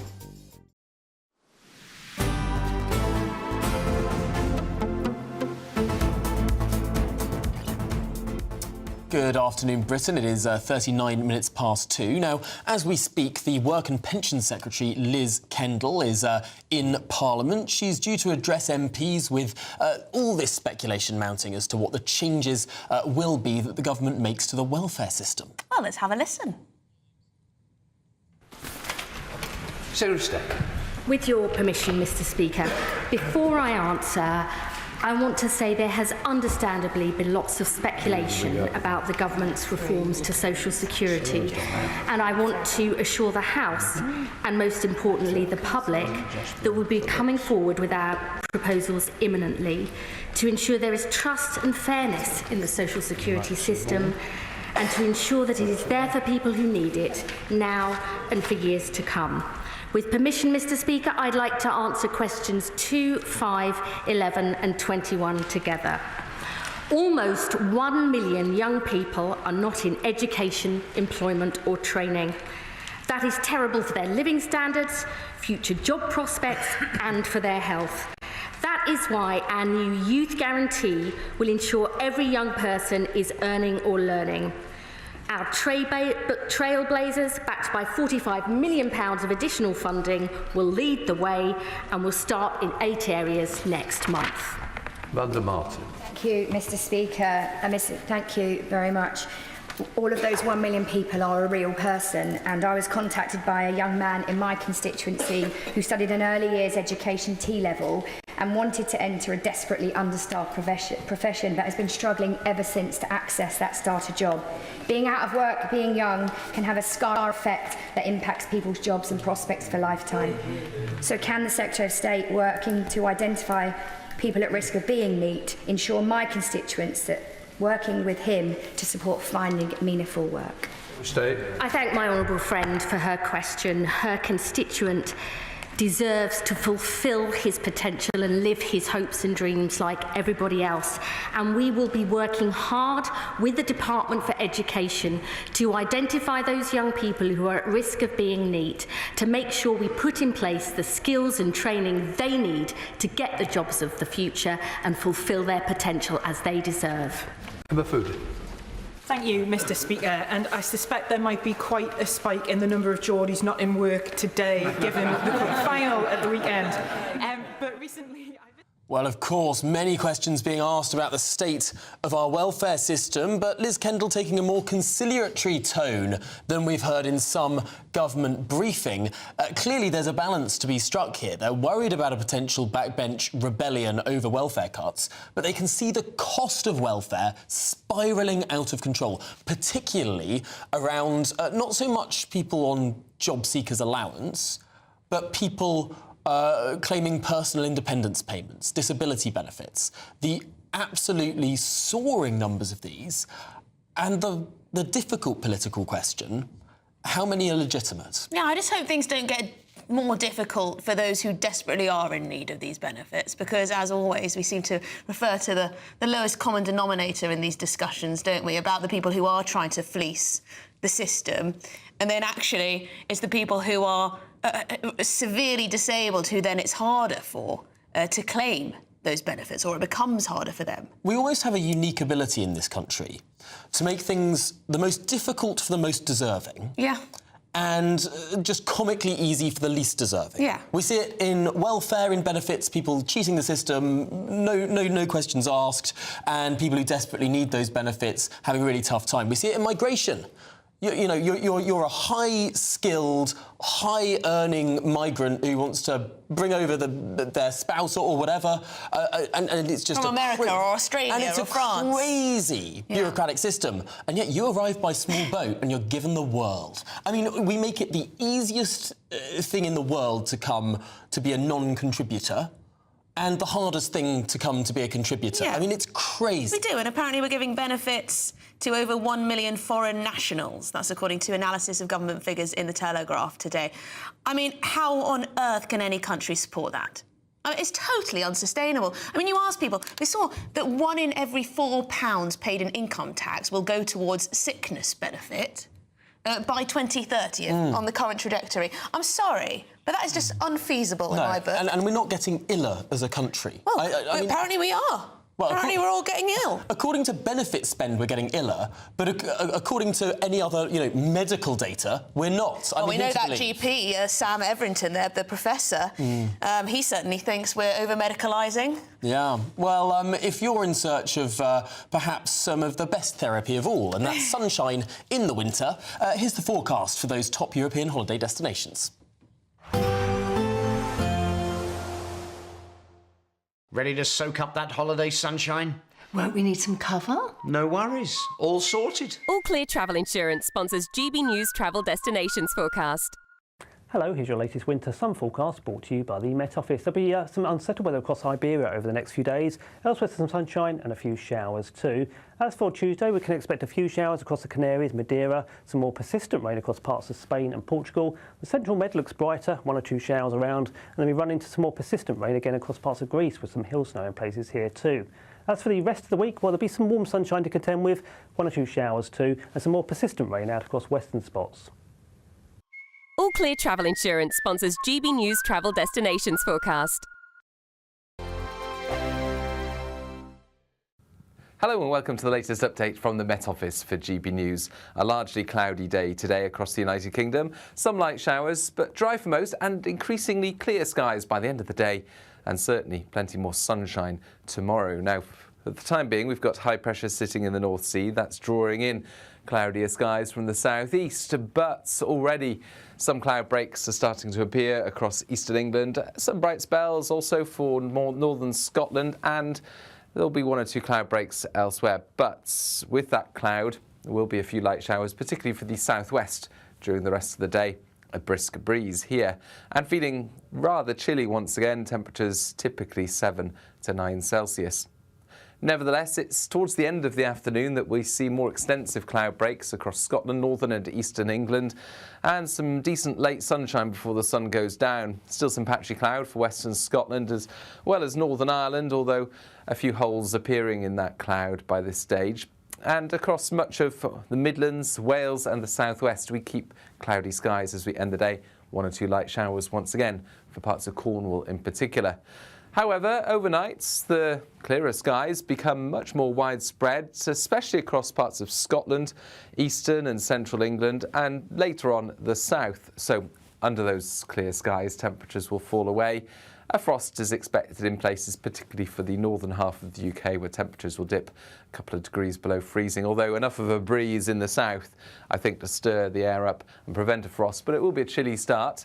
However, through the morning, sunshine will soon warm things up, and there will be plenty of sunshine across most of the UK. Northern Ireland likely to keep a bit more cloud into the afternoon. Otherwise, it's bright blue skies. A bit of a breeze, and that will make it feel on the cool side, but out of the breeze with the increasingly strong sun, feeling very pleasant. Join me, Nana Akwe, for an informative, interactive news programme with a difference.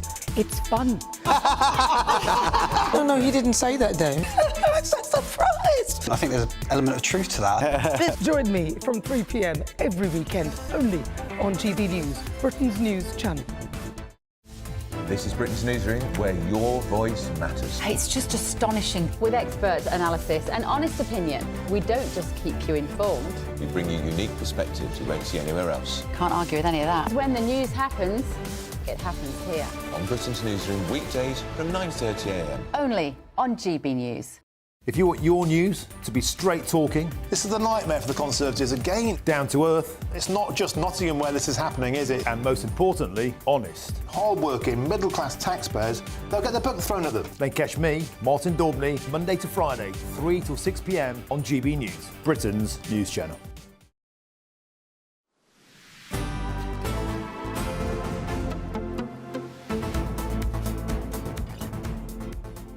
Good afternoon, Britain, good afternoon, Ireland, and happy St Patrick's Day. It's coming up to 10 to 3, and millions of people are gathering across the globe to mark this occasion. Yes, it's a bit unfortunate, though, because it's on a Monday this year. So if you've got work tomorrow, you can't, go out on the... what's the polite way of saying that? Lash. Go out on the lash, there you go, and down 10 Guinnesses. But nevertheless, people will be celebrating. Yeah, and I hear Guinness Zero is very much in. That's what we could be indulging Apparently in. It tastes the same, although I'm not sure I believe that. Well, shall we ask our very own Northern Ireland reporter, Doogie Beattie, who's in Downpatrick for us today. Enjoying the celebrations, Doogie? I am indeed, and actually, the Irish were quite clever when they put St Patrick's Day in place, because it means they could break Lent. Of course they did. Why else would they have done it at this time of year? But yes, we've had a brilliant day here so far. Quite a carnival atmosphere going on at this minute in time. We just had a parade that lasted about an hour from the top of the town straight through. In amongst that was community groups, businesses, even Chinese dragons. It was quite a spectacle, and thousands lining the street here. And they're finishing later on this afternoon on stage. At this moment in time, Irish dancers are on the stage. Then there will be a lot of Irish country bands that takes that and keeps people here really in this area for the next couple of hours. So it's not only a good reason for Lent, but it's also very good financially for local businesses and keeps people celebrating their culture and knowing exactly what part of the world they're from. Fantastic stuff to see, and clearly lots of children getting involved there too. A public holiday in the Republic of Ireland, if I'm not mistaken. well, it's a public holiday in the Republic of Ireland, and it is a sort of a holiday in Northern Ireland as well. It always has been, and it's great to see actually that both communities come together very much so. It's been getting closer and closer over the last 10 years to celebrate the day of their patron saint. And Dookie, just very, very quickly, is the colour for St Patrick's Day green or blue? Now, the colour of St Patrick's Day is green, but the Irish colour is actually blue. So I'm wearing the right colour. I'm wearing the right colour. Tom's not wearing the right colour. I'm wearing blue. Dookie, thank you very much indeed. Green is the colour of St Patrick's Day. Blue is the colour of Ireland. Blue is the colour of St Patrick. Blue is the colour behind the harp. You're wearing the colour of the colour. doll. Right, let's cross to our reporter Sophie Reaper, who's in Liverpool, where the Irish there are celebrating. Sophie. Well, you may be wondering why we're here in Liverpool for St Patrick's Day, but the reason for that is that according to Liverpool Museum, 75% of the population here in Liverpool has some sort of Irish heritage. And from the scenes taking place here behind me at Liverpool's iconic concert square today, I think you can see why people are really getting involved in this holiday. Since 10 o'clock this morning, people have been out on the streets, they've been getting involved in St Patrick's Day. We've been here speaking to them. This is what they had to say. So I think, well, it's a national day for drinking, and it's my last year at uni, so I'm up and out early. I'm Irish, so I just have to, really. We practice all year round for drinking today, all year round, 52 weeks of the year for drinking. And because it's the biggest night out in Liverpool, and it's a really fun celebration, and we're both Irish and we love Irish men. We're not Irish. We're not Irish. How proud are you to be Irish? Oh, very proud. Oh, unreal. Well, there is chaos on the streets of Liverpool. Things are descending into a little bit of carnage. We're expecting a parade to start in the next few minutes, but people are certainly enjoying St Patrick's Day here in Liverpool today. They absolutely are. They know how to party in Liverpool, clearly. Sophie Reaper, thank you very much indeed. It looks like there might be some burgeoning romantic relationships coming. Yes, those girls saying they like Irish men. And lots of drink to be had, This is the point where all men claim to be a little bit Irish, isn't it? Yes, absolutely. Absolutely. People do like the Irish accent, don't they? Yeah, it's apparently it's quite attractive.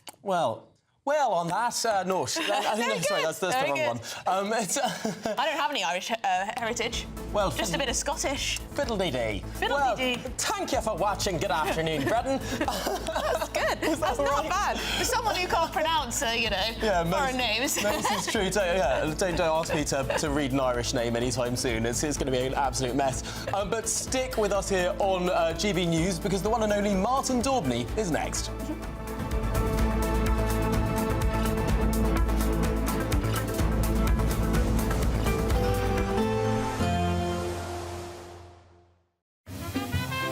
Heavy showers first thing will be followed by a warm, cosy day. Boxed boilers, sponsors of weather on GB News. Hello and welcome to the latest update from the Met Office for GB News. A largely cloudy day today across the United Kingdom. Some light showers, but dry for most, and increasingly clear skies by the end of the day. And certainly plenty more sunshine tomorrow. Now, at the time being, we've got high pressure sitting in the North Sea. That's drawing in cloudier skies from the southeast, but already some cloud breaks are starting to appear across eastern England. Some bright spells also for more northern Scotland, and there'll be one or two cloud breaks elsewhere. But with that cloud, there will be a few light showers, particularly for the southwest during the rest of the day. A brisk breeze here, and feeling rather chilly once again, temperatures typically 7 to 9 Celsius.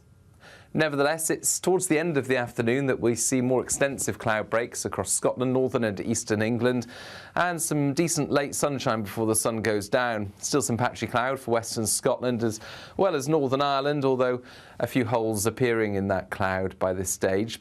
And across much of the Midlands, Wales and the southwest, we keep cloudy skies as we end the day. One or two light showers once again for parts of Cornwall in particular. However, overnight, the clearer skies become much more widespread, especially across parts of Scotland, eastern and central England, and later on the south. So under those clear skies, temperatures will fall away.